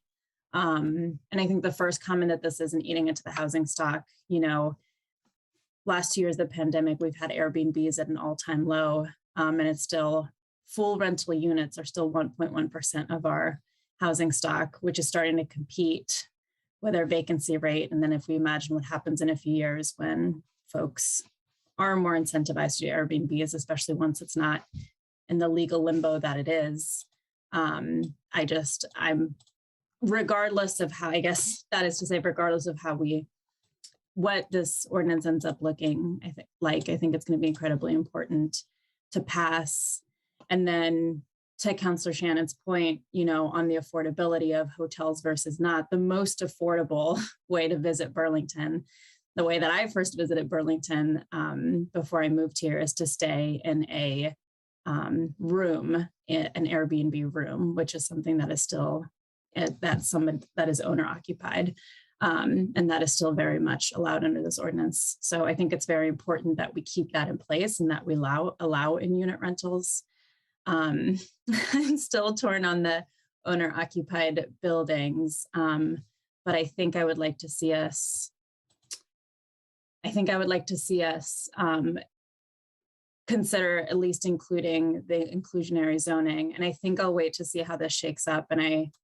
So I guess maybe President Tracy, I don't know if there's a preference between me trying to divide the question here or wait to see, since we're already on 2 amendments. I don't want folks to get confused with me trying to amend the amendment or divide the question. You can amend the amendment because we were only on the amendment itself, so it hasn't been further amended. So you can do that at this time. I might instead, if I may, try to divide the question with the inclusionary zoning piece versus the rest of it. Oh, great. I'll try to do that. And then I actually have a question before. I'll have a question before I do that for the maker of the resolution, if I may, for Councilor Carpenter, which is the difference between the Section 8 and the state.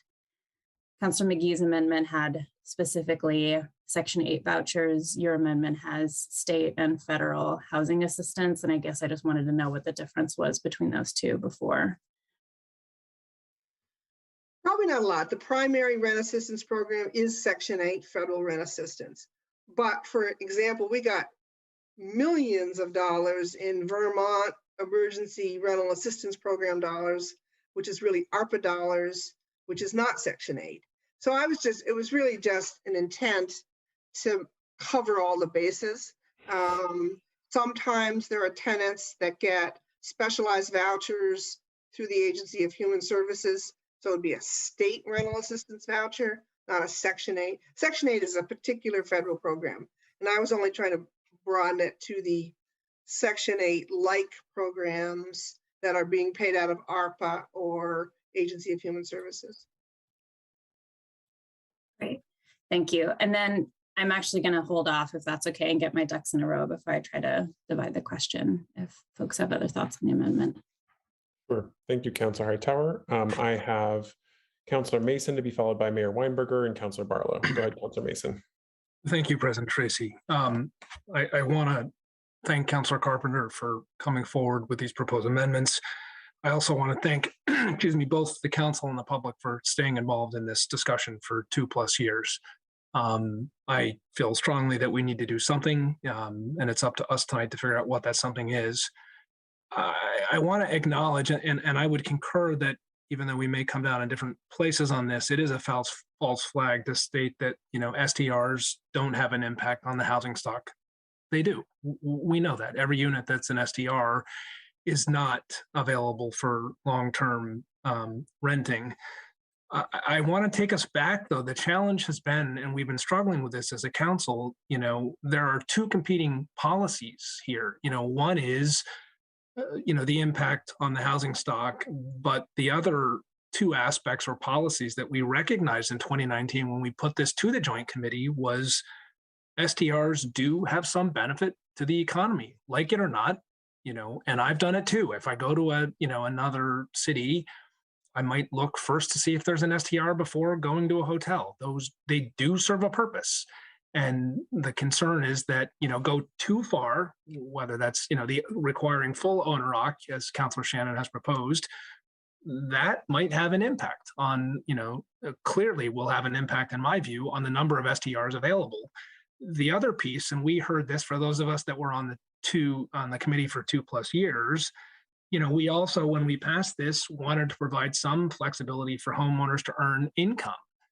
We heard from countless people who have testified that, you know, they're relying on this income in order to be able to pay, you know, their property tax bill, whether it's their own home or a second home. Go too far in one direction, you know, we're negatively impacting that. So, you know, what we're seeing play out is, in essence, a competition among policy goals. And from my perspective, it's a question of how far do we go one way or the other. I think what Councilor Carpenter has done is provide a little bit of a compromise. It doesn't go as far as I would have liked, but I can count and fully know that, you know, whether the Montauk Control compromise or other, that wasn't going to fly. So, you know, that is no longer on the table. What Councilor Carpenter has proposed, which does address a number, a big concern that we've heard from a number of Lakeside and other neighbors, is whole house STRs. That's not permitted under what Councilor Carpenter has put forth. So I appreciate it's not perfect. I don't think there's anything that will be perfect. But from my perspective, you know, this is a better start. And if it is determined a year from now or at some point in time that doesn't go far enough, this body will be able to make an adjustment. But I think going too far out of the gate is going to have very adverse consequences, you know, on our constituents and on the market as a whole. So for that reason, I'll be supporting Councilor Carpenter's amendment. Thank you. Thank you, Councilor Mason. I have Mayor Weinberger to be followed by Councilor Barlow and Councilor Jing. Thank you, President Tracy. I've been concerned about the impacts of short-term rentals on the housing market, on the availability of permanent housing for a long time. I think I played a role in bringing us to this decision by putting this issue of short-term rentals explicitly on the mayor's housing summits back in 2019, because it was clear to me we needed to grapple with this, and we have grappled with it for a couple of years. And I certainly fully believe we need to be regulating this area much more significantly than we have up until now, and need to be taking action to ensure that we do not see actions happen in this community that have happened in many other communities, where substantial buildings with multiple units overnight are lost to long-term rental market and become short-term rentals. And I think we want to make sure that there are a very limited number of these units because of the threat they present to a community that simply doesn't have enough housing. I asked to be recognized to speak to Councilor Carpenter's amendment because I do want to weigh in on this amendment. I did not support this language that Councilor Carpenter is bringing forward when we made the action a couple months ago to warn this ordinance for a public hearing.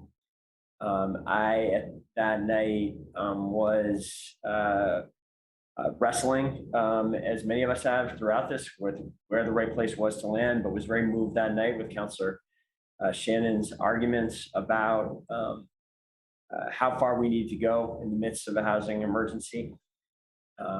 And was persuaded that night that we should take that action and warn that language for a public hearing. But in the time since then, I've done what I think we are tasked explicitly by the way the ordinance creation process works, by the process itself, which calls for that step of warning a public hearing. I've done what I think is our responsibility to do, is I've kept listening and I've stayed open to new information, and I've kept an open mind on where we should ultimately land with this. And I have, through the formal public hearings and through my public meetings that I have on a weekly basis, where many people who care about this issue have come on to continue talking to me about this, I've come to be in a different place tonight. I understand the data a little bit differently than I did when we first took this action. My understanding is it's pretty clear. We don't have as definitive data as we would like, but that the actual number of short-term units has reduced somewhat over the course of the pandemic. I also sort of came to think that the way that I don't think it really works we're in the process of setting long-term housing policy here. And I think it is challenging and really a difficult way to go about it. I don't think we really have it in our ability through this long-term policy setting system to create policy just for this current particularly acute moment. I think our job really is to get the policy right for at least the medium to long term. That was something we went into this effort with a major goal of, was to provide a sense of stability with respect to this policy. And I'm not confident that we will get it right if we set long-term policy based on the acuteness of this particular moment. I don't trust that our systems work such that when we are in a different moment that we will go back and fix a policy that we haven't gotten wrong. I think we have to try to get this right for Burlington now. And I've come to the conclusion that's what Councilor Carpenter's amendment does, at least the best we can at this point. I believe that the the hearing version, final version, the unamended version of the ordinance would be one of the most restrictive short-term rental ordinances in the country. I think it goes too far and is too intrusive into the decisions that some of our residents face. And I do believe it will have significant negative community and economic consequences as written. I will say that our work is not going to be done, that I don't think we are going to be able to finish this debate however the council comes out on this. I do think we need better data ultimately to get this policy right. I think we also need to seek greater legal authority to potentially collect revenue from short-term rentals to create significant new affordable housing resources. I think that there's the possibility of almost, perhaps doubling or more the funds that we have available, local funds for affordable housing if we get this right. I think that there are increasingly examples of other communities that have more effective methods to directly regulate the number of short-term rentals that we want, as opposed to the ways in which we've tried to do it through this policy. And so regardless of where we end up, I do think this is an issue we're going to need to continue working on going forward, and I'm committed to doing that. Just to summarize again, I do support the Councilor Carpenter's amendments, appreciate all the work that has been put into this. I'm hoping the council will seriously consider accepting these amendments, because it's going to be very challenging for me, having grappled further with this, to sign off on an unamended version of this ordinance. Thank you, President Tracy.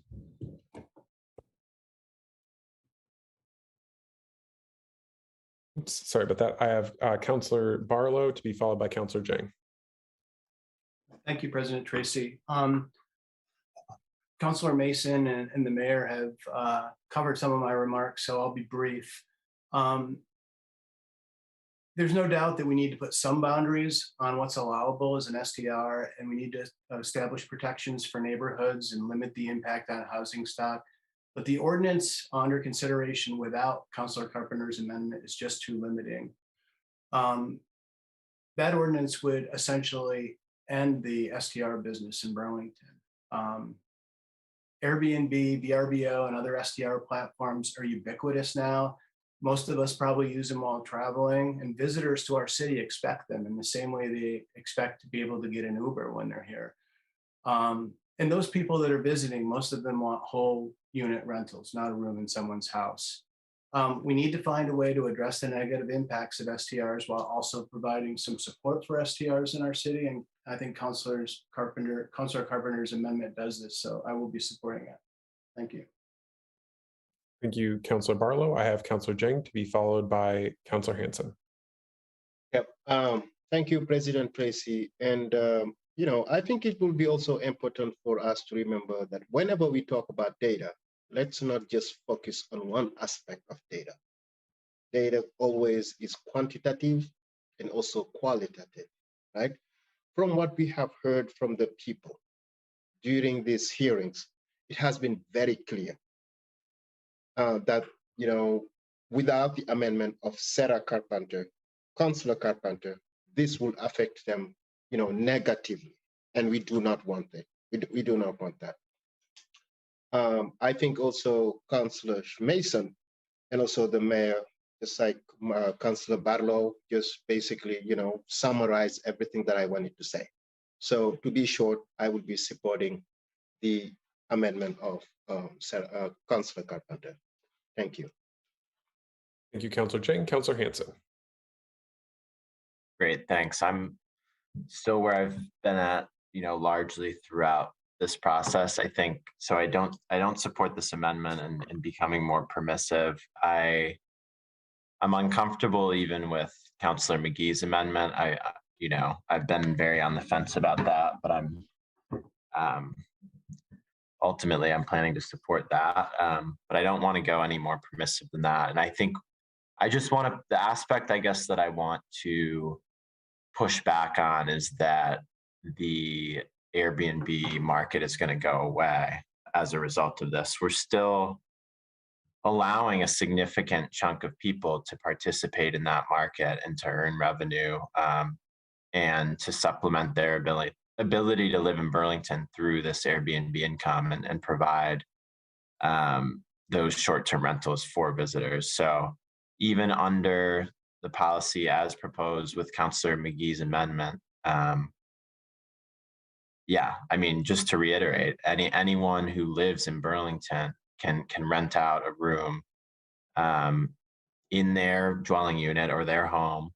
And they can also rent it out when they're out of town as well. And then additionally, with Councillor McGee's amendment, someone who doesn't even live in the unit could rent out the full unit, but what they have to do in exchange for that is provide this benefit to people who actually are trying to live in our community. And again, that's the trade-off that we're trying to solve, is that these short-term units are pulling away from long-term units and preventing folks from being able to live in Burlington directly by pulling those units offline or not having them online in the first place.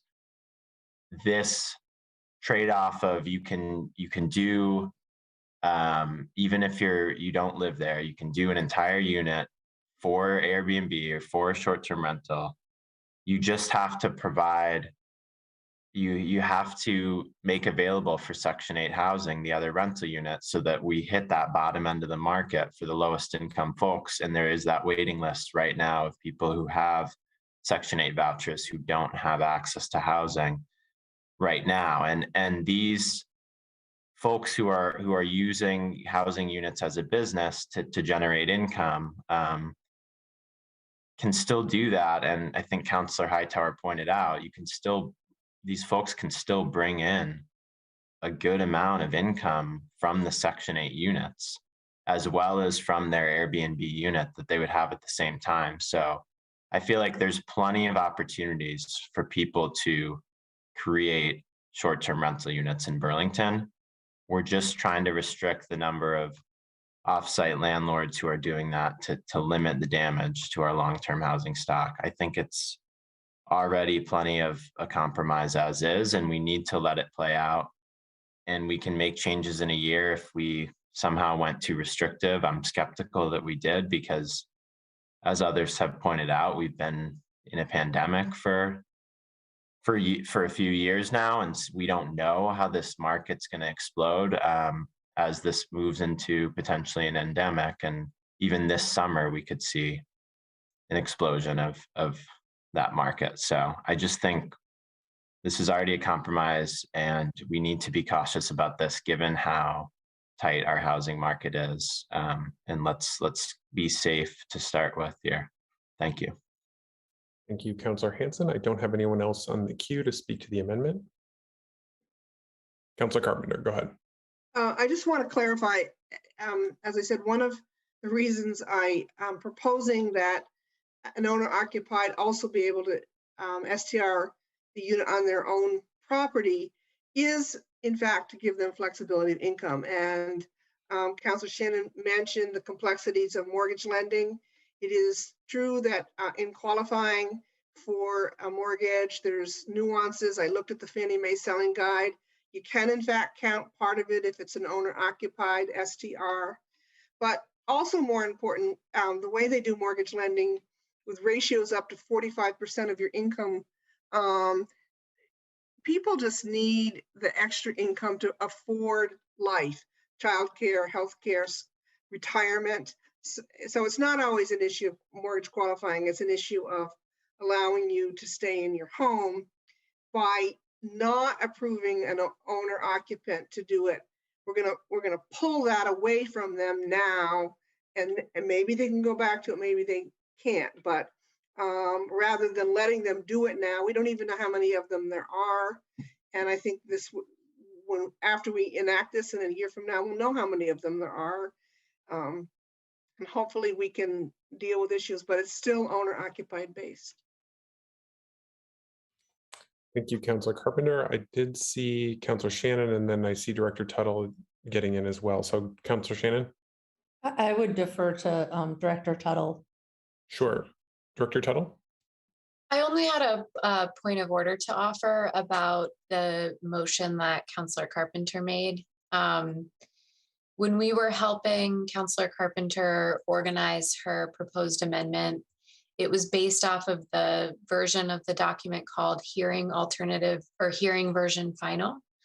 If the moved version is the McGee alternate, Counselor Carpenter's amendment would amend lines 89 through 97 of that version. Just a point of clarification. Okay, thank you for that clarification. I appreciate that. Councilor Shannon.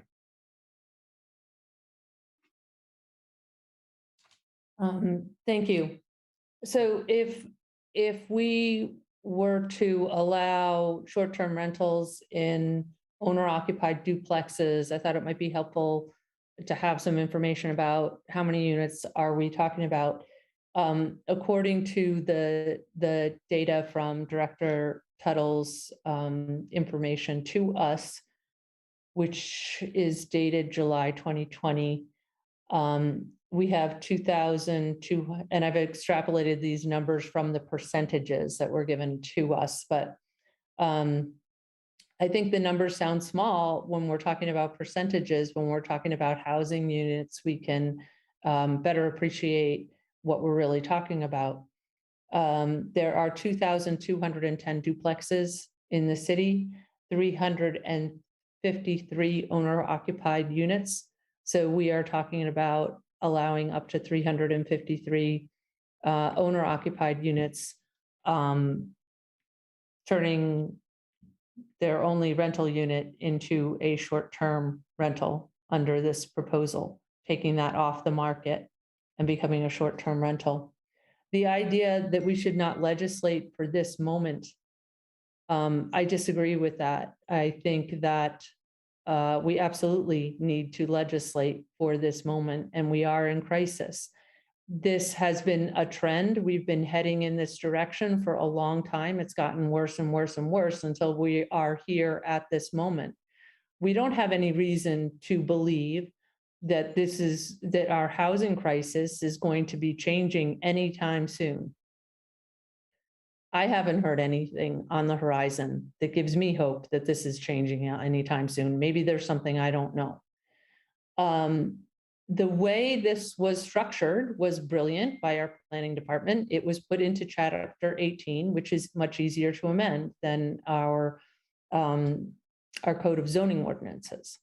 So yes, it's a fairly nimble process, and we can amend this if something changes or we need to tweak this one way or the other. It can be amended. As for being intrusive into the decisions of our residents, we have always been intrusive in the decisions of our residents. We have always regulated bed and breakfast, and it's only in recent years we've decided to ignore what's on the books in terms of that regulation. It's zoning. Zoning regulates what our residents can do, and we regulate them in ways far more onerous than this. We tell them what kind of windows they can put in. We tell them what kind of siding they can use. We tell them where they can put a window and where they cannot put a window. So I don't see this as more onerous than the vast majority of our zoning regulations. And we don't really know if pulling this back is going to affect our rooms and meals tax. It certainly might. But the other possibility is that it increases our hotel vacancy, or it reduces our hotel vacancy. It fills in more of those units, and it might not be that big a hit on our meals and rooms tax. But we didn't get into this in an effort to increase rooms and meals tax. That was never really a motivation. And as others have said, we still allow this in your primary residence. Thank you. Thank you, Councilor Shannon. I don't have anyone else in the queue on the amendment. You ready to go to a vote? Okay, so we will go to a vote on the amendment. Will the city clerk please call the roll? Counselor Barlow, Yes. Counselor Carpenter, Yes. Counselor Jang, Yes. Counselor Freeman, No. Counselor Hanson, No. Counselor Hightower, Yes. Counselor McGee, No. Counselor Mason, Yes. Counselor Paul, Yes. Counselor Shannon, No. Counselor Strongberg, No. City Council President Tracy, No. 6 ayes, 6 nays. The amendment fails, and we are back to debate on the underlying motion. Is there further discussion of that motion? Councilor Carpenter, to be followed by Councilor McGee and Hightower. I'd like to amend the portion that Councilor Shannon had adopted Councilor McGee's language, and I'd like to replace that with language that says running to Section 8 as well as, I'm trying to read this here, rented that meets the affordability requirements identified in Article 9, inclusionary and replacement housing of comprehensive development ordinance, or rented to a tenant receiving federal or state rent assistance. Which line are you on, Councilor Carpenter? Oh dear. Hang on here. I think that's, let me just find that. Someone wants to pop in, they can do that, but I'm trying to find the original amendment, the original one that we're working on. I'm not sure which line. Okay, here it is. Councilor Shannon adopted Councilor McGee's amendment, but I'm not sure what line she was going to put that on, to tell you the truth. We're looking at lines 87 to 92. Did Councilor McGee's have a specific line? I guess is my question of the day. Point of information, I think it's line 92 through 95. Okay, so it would be replacing line 92 to 95. With what is your amendment? Let me get Councilor McGee's up here.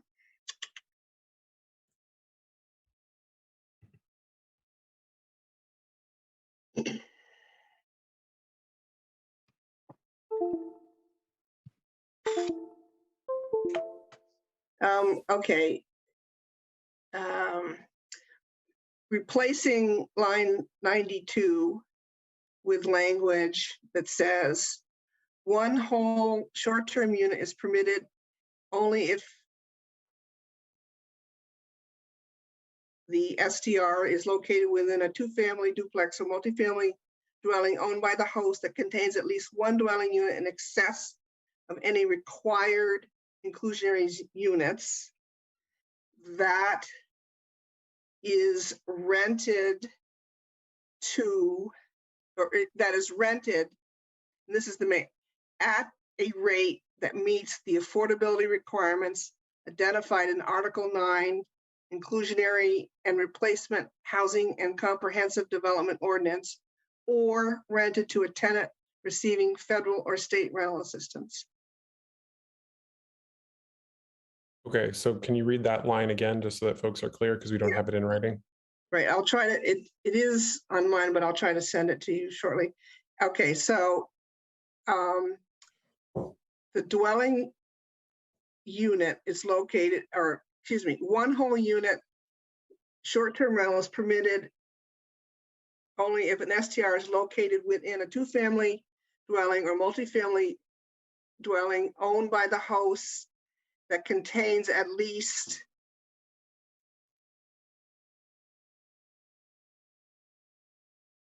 one dwelling unit in excess of any required inclusionary units that is rented at a rate that meets the affordability requirements identified in Article 9, or rented to a tenant receiving federal or state rent assistance. Okay, thank you, Councilor Carpenter. Are folks clear on what Councilor Carpenter is seeking to amend?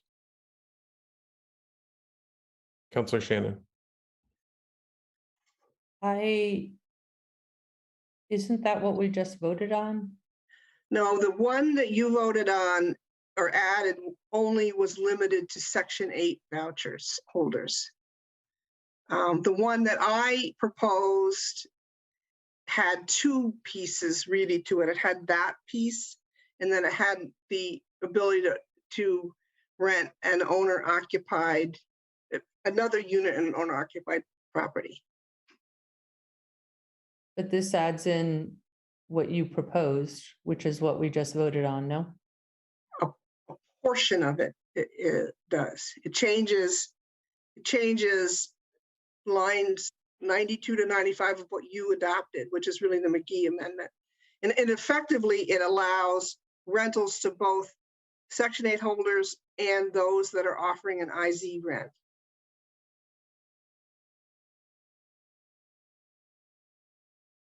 Are you clear, Councilor Shannon? I guess clear enough. Thank you. Okay. All right. Councilor Hanson, did you have a point of clarification? Yeah, I guess a question. That's okay. Okay, sure. I just wanted, before I get a second, I just want to make sure that people understand what the amendment is. Go ahead. Oh, yeah, it's just, so it's a process question, I guess, for the city attorney. It's just, I think I understand you're just doing a scaled back version of the amendment that failed, but is that allowed? I don't know that I've ever seen us do that, where an amendment fails and then we bring just one section of that amendment back immediately. Attorney Richardson? Sure. Yes, it is, because it's fundamentally a different question. So if you took Councilor Carpenter's amendment, which had 4 or 5 pieces, that failed as a whole. So what she's essentially proposing to amend is to take one piece and use that to substitute in a specific piece of language in the existing, the current proposal. So that's allowed in the sense that it is a separate and new amendment. Where you would not be able to do that would be, if it was essentially something that was a single piece that you attempted to revive. But I think it's fair enough to be able to distinguish between the 3 or 4 different things Councilor Carpenter's original amendment was trying to do, and saying that taking one piece out of it is fundamentally different for purposes of a second amendment. Thanks. Okay. Any other clarifying questions? People clear on what the amendment is? Okay. Is there a second to that? Seconded by Councilor Hightower. Councilor Carpenter, did you want the floor back? No, I don't think I do. Okay. Discussion on this amendment. Councilor McGee.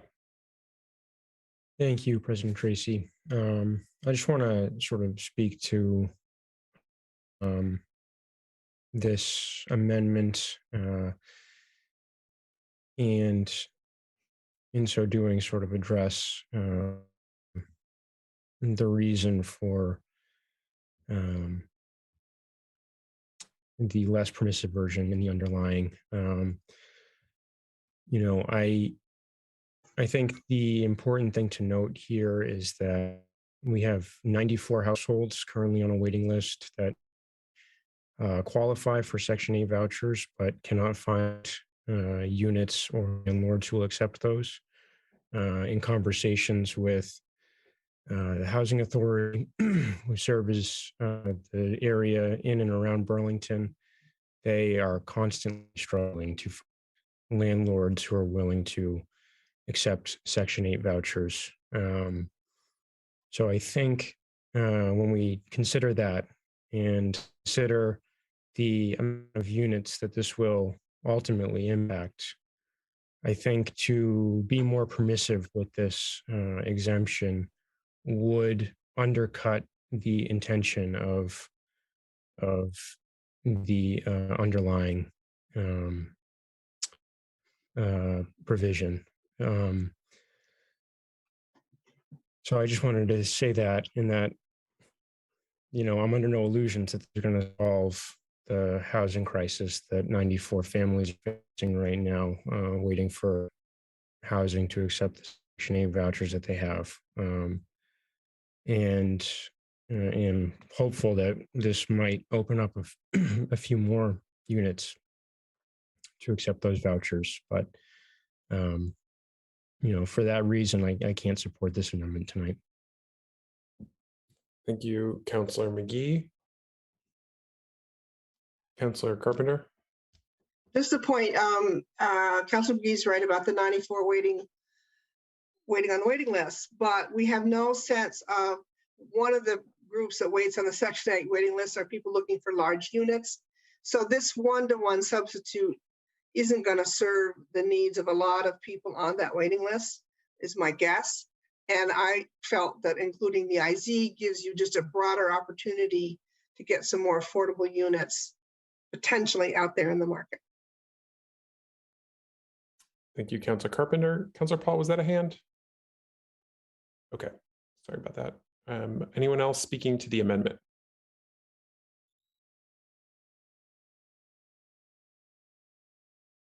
Okay, we will go to a vote on the amendment. Will the city clerk please call the roll? Councillor Barlow, Yes. Councillor Carpenter, Yes. Councillor Jang, Yes. Councillor Freeman, No. Councillor Hanson, No. Councillor Hightower, Yes. Councillor McGee, No. Councillor Mason, Yes. Councillor Paul, Yes. Councillor Shannon, No. Councillor Strongberg, No. City Council President Tracy, No. 6 ayes, 6 nays. The amendment fails, and we are back to debate on the underlying. I think there were a couple of hands trying to get in for that, but I missed it. So the floor is open for folks wishing to comment on the underlying resolution. Councillor Hightower. Yeah, and I'll be brief, which is just to say, I'm probably the only person who was okay with either one of these versions. And I think that I really, again, all of the things that we said in favor of the owner occupied, I think is even more true of this underlying version. I think it definitely is easier to open it back up than it is to restrict it again later. So I hope that we can pass this on a much more supportive level than a 7-5 vote, and that in the future, if we want to allow owner occupied, especially if that is with some kind of Champlain Housing Trust support, that's still something we can look at. So. Thank you, Councillor Hightower. Are there any others who wish to comment? Councillor Paul, to be followed by Councillor Mason. Thanks, President Tracy. I just sort of would like to get an idea. I mean, I feel like we have, we're sort of would have to agree with Councillor Hightower. This has been a rather stressful hour. Two votes, 6-6 is rather unfortunate. It seems to me that probably what we really should be doing isn't voting on this at all tonight, but probably going back and having several people who are in both camps on this discussion to try to work out something. I think it's really unfortunate that we're in a position like this, and would like to know whether or not, where this is going to go. If this is successful, given, where the mayor is, are we going to find ourselves back, a couple of weeks from now talking about this again? And I think we should I just think it would be great if we could maybe just take a step back and try to figure out some other common ground other than 7 to 5 or 6 to 6. I think what we're showing the public is that we can't really agree amongst ourselves and that we're not really, really willing to really try to figure it out. And I think that's unfortunate. Thanks.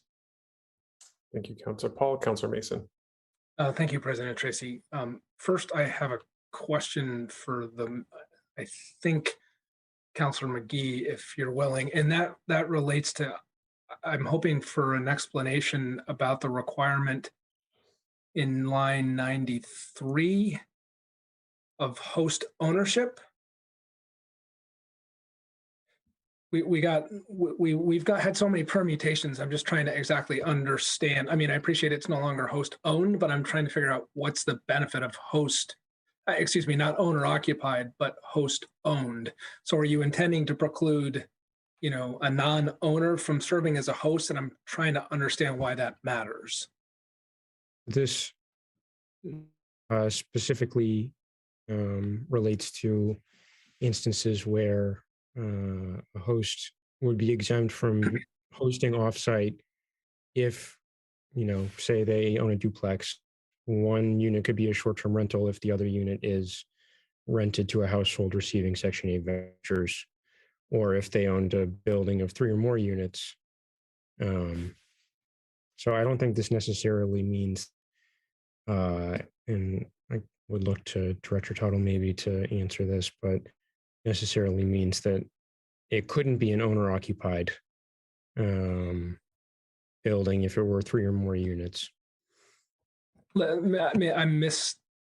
not articulating my question better. If it's a multi-unit building, for example, I appreciate, what this says is it doesn't need to be owner occupied if there's at least one unit above and beyond what's required under our IZ ordinance that's rented to an occupant. But it also requires that the owner be the host, and the host in the Airbnb world has a certain meaning. You're the person that shows up and rents the apartment and collects the money and makes sure that it's clean. I'm just trying to figure out if that was the intent and what the benefit of requiring the host also be the owner is adding to this. Well, I think, at least my intent, it would be difficult to enforce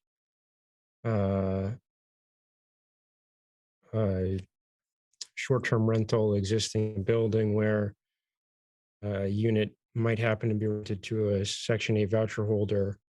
The host is a tenant in the other unit. I don't think that is that. Well, no, this seems to say it doesn't have. You don't have to have. This is an exception to the owner occupancy requirement. But it does. It doesn't. I don't want to get bogged down in the details. I just that's a very specific requirement. I was trying to, having been bogged down in this for 2+ years, understand what was the policy justification behind that. Thank you. Let me sort of shift to what Councilor Paul was just alluding to, and more of the legal question. And forgive me, and I'm not sure whether it's Kim or who.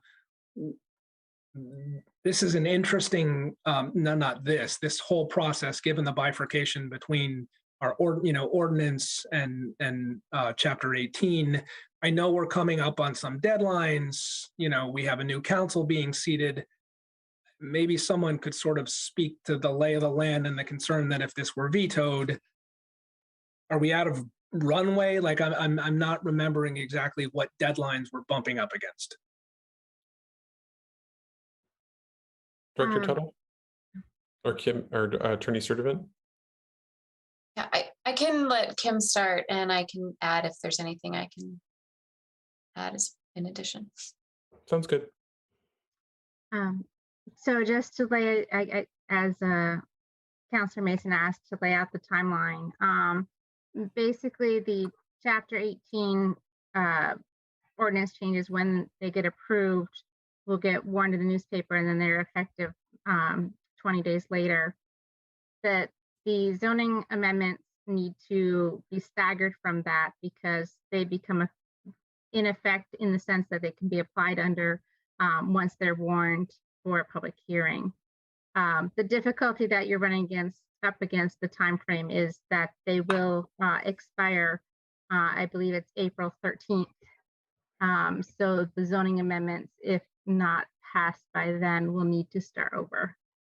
And it can, expect it to be a quicker process because we've spent time on it already, but they would have to go through the Planning Commission again and come back up through. Okay. Thank you. That answers my question. From my count, this is likely to be a 7-5 vote, which will pass. I appreciate it will not have, well, and maybe more than 7-5, but based on earlier statements, I will not be supporting this. For the reasons I've already articulated, I think this goes too far in one direction, and I disagree that we'll just change it.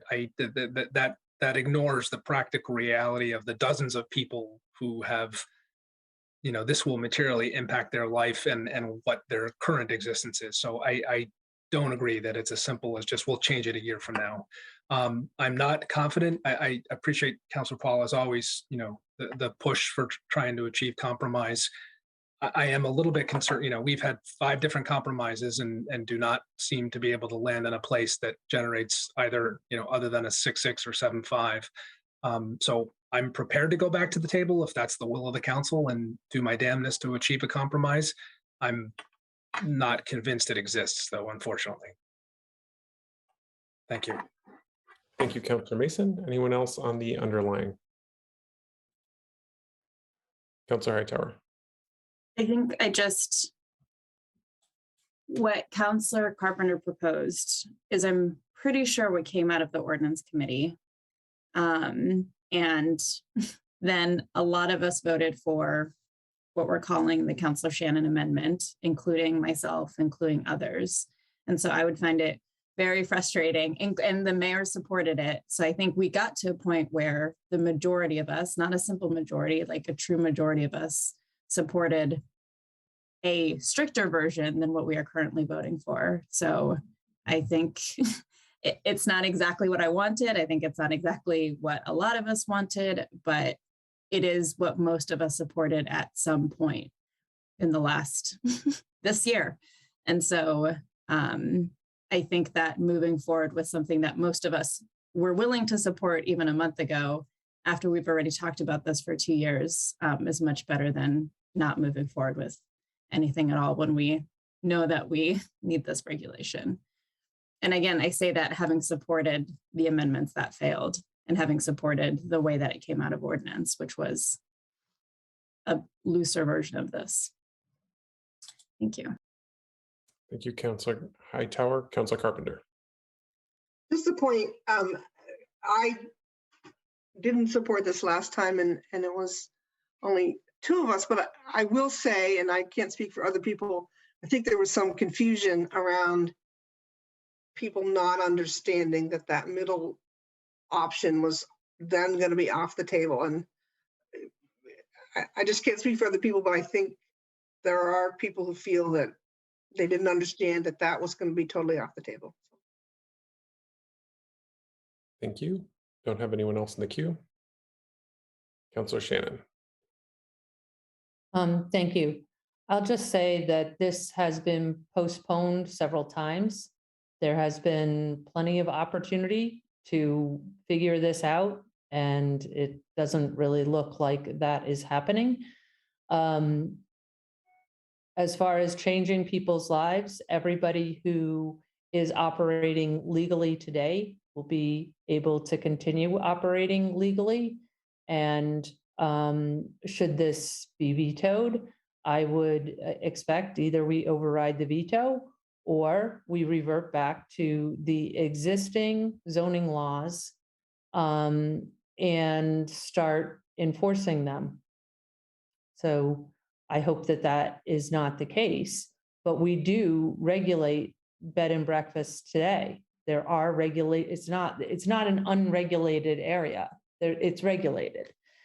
So I hope that this passes, and I am happy to make adjustments to it as is needed and as our circumstances in Burlington change.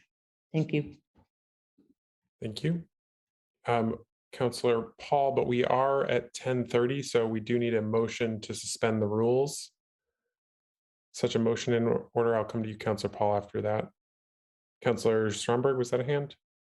Yeah, I was just going to say I'd move to suspend the rules to finish out the rest of our deliberative agenda this evening. So that means you're cutting Mayor Weinberger's comments? Sorry, to include the mayor's comments as well. Thank you. Okay, we have a motion to suspend the rules to complete this item and the mayor's remarks. Is there a second? Seconded by Councillor Shannon. Any discussion? All those in favor of suspending the rules, please say aye. Aye. Aye. Aye. Any opposed? That carries unanimously, and we have suspended our rules to complete this item and the mayor's remarks. Councillor Paul. Thanks. I've gone back and forth. I did support Councillor Carpenter's amendment, mostly because I felt that it did offer a bit of a middle ground, and I'm sorry that 7 of us didn't see it that way. I don't think that we shouldn't regulate. And I mean, listen, that is true. We regulate a lot. So that argument really doesn't really hold with me. I mean, obviously we all know that we regulate plenty. I guess all I can say is that if this does pass and it does become part of our ordinance, that those people who have been talking about how it will be revisited if things change, I really truly hope that they really mean that. And time will tell whether or not they really mean that, whether or not they're going to then go back and say, you know, we're no longer in a pandemic. We need more units, or there is a new property that is built in Burlington that has 400 housing units. And all of a sudden, we don't see the significant strain on our housing stock. I mean, those are just obviously hypotheticals, but what I'm saying is that I really hope that people mean what they say. Thanks very much. Thank you. Don't have anyone else in the queue. Councillor Hanson, and if we can just start moving towards a vote, I appreciate that. Go ahead, Councillor Hanson. Yeah, I mean, I just wanted to respond, I think, to Councillor Paul's comments about revisiting. Yeah, we've set this up in a way to revisit it, but I want to be clear. I agree with Councillor Shannon that I don't expect the housing crisis to dramatically improve in the next year. So it's not that and I think others have characterized it as we're planning on amending it in a year. I'm not planning on amending it because I think that this is necessary. I think this policy is necessary given the housing crisis, and I don't expect that to change within a year. What I'm saying is if it does, and if we're wrong about what the impact of this, or if we're wrong about what the impact of this policy is, we have the flexibility to change it. But that's different from this idea that we're doing this policy and we expect to change it in a year. That's not really where I'm at personally. I think this is the right policy, but I want to see it play out, and I want to see how conditions change. And I'm open to changing the policy if things do fundamentally change or if we find that we were wrong. Thank you. Thank you, Councillor Hanson. Anyone else? Okay, not seeing anyone, so we'll go to a vote. Will the city clerk please call the roll? Councillor Barlow, No. Councillor Carpenter, No. Councillor Jang, No. Councillor Freeman, Yes. Councillor Hanson, Yes. Councillor Hightower, Yes. Councillor McGee, Yes. Councillor Mason,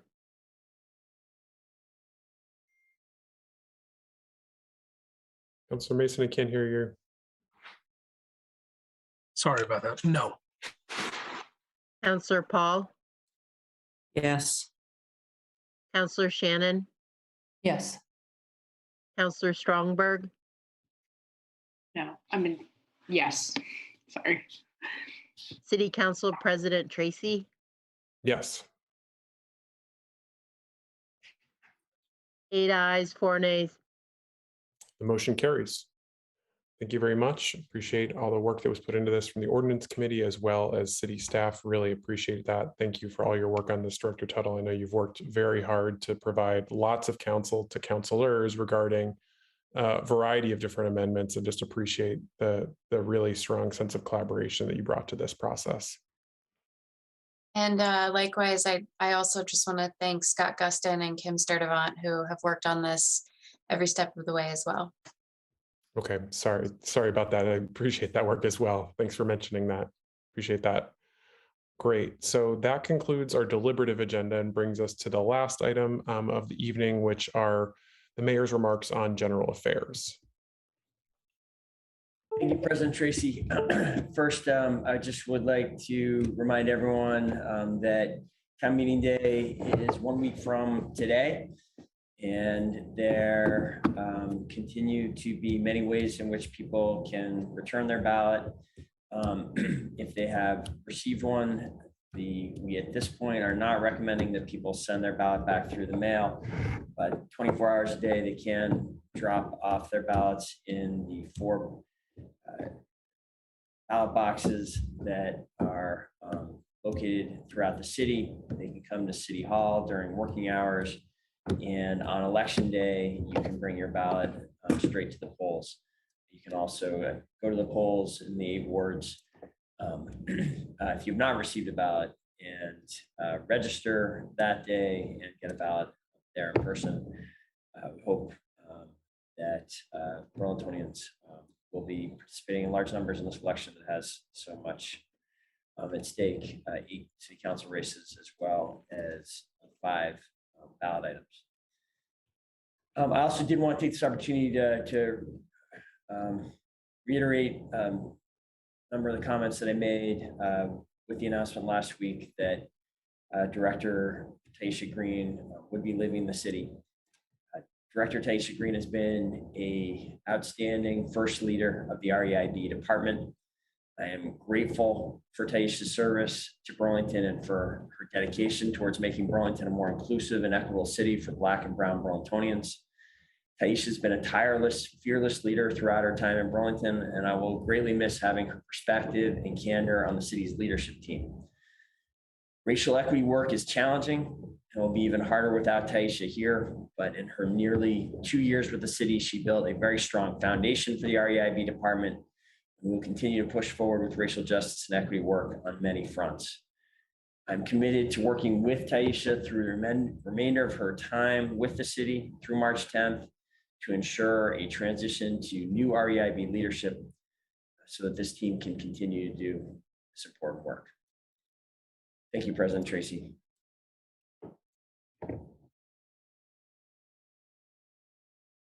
Thank you for that, Mayor.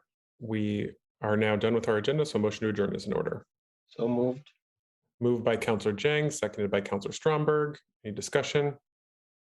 All those in favor, please say aye. Aye. Aye. Any opposed? Passes unanimously, and we are adjourned at 10:40.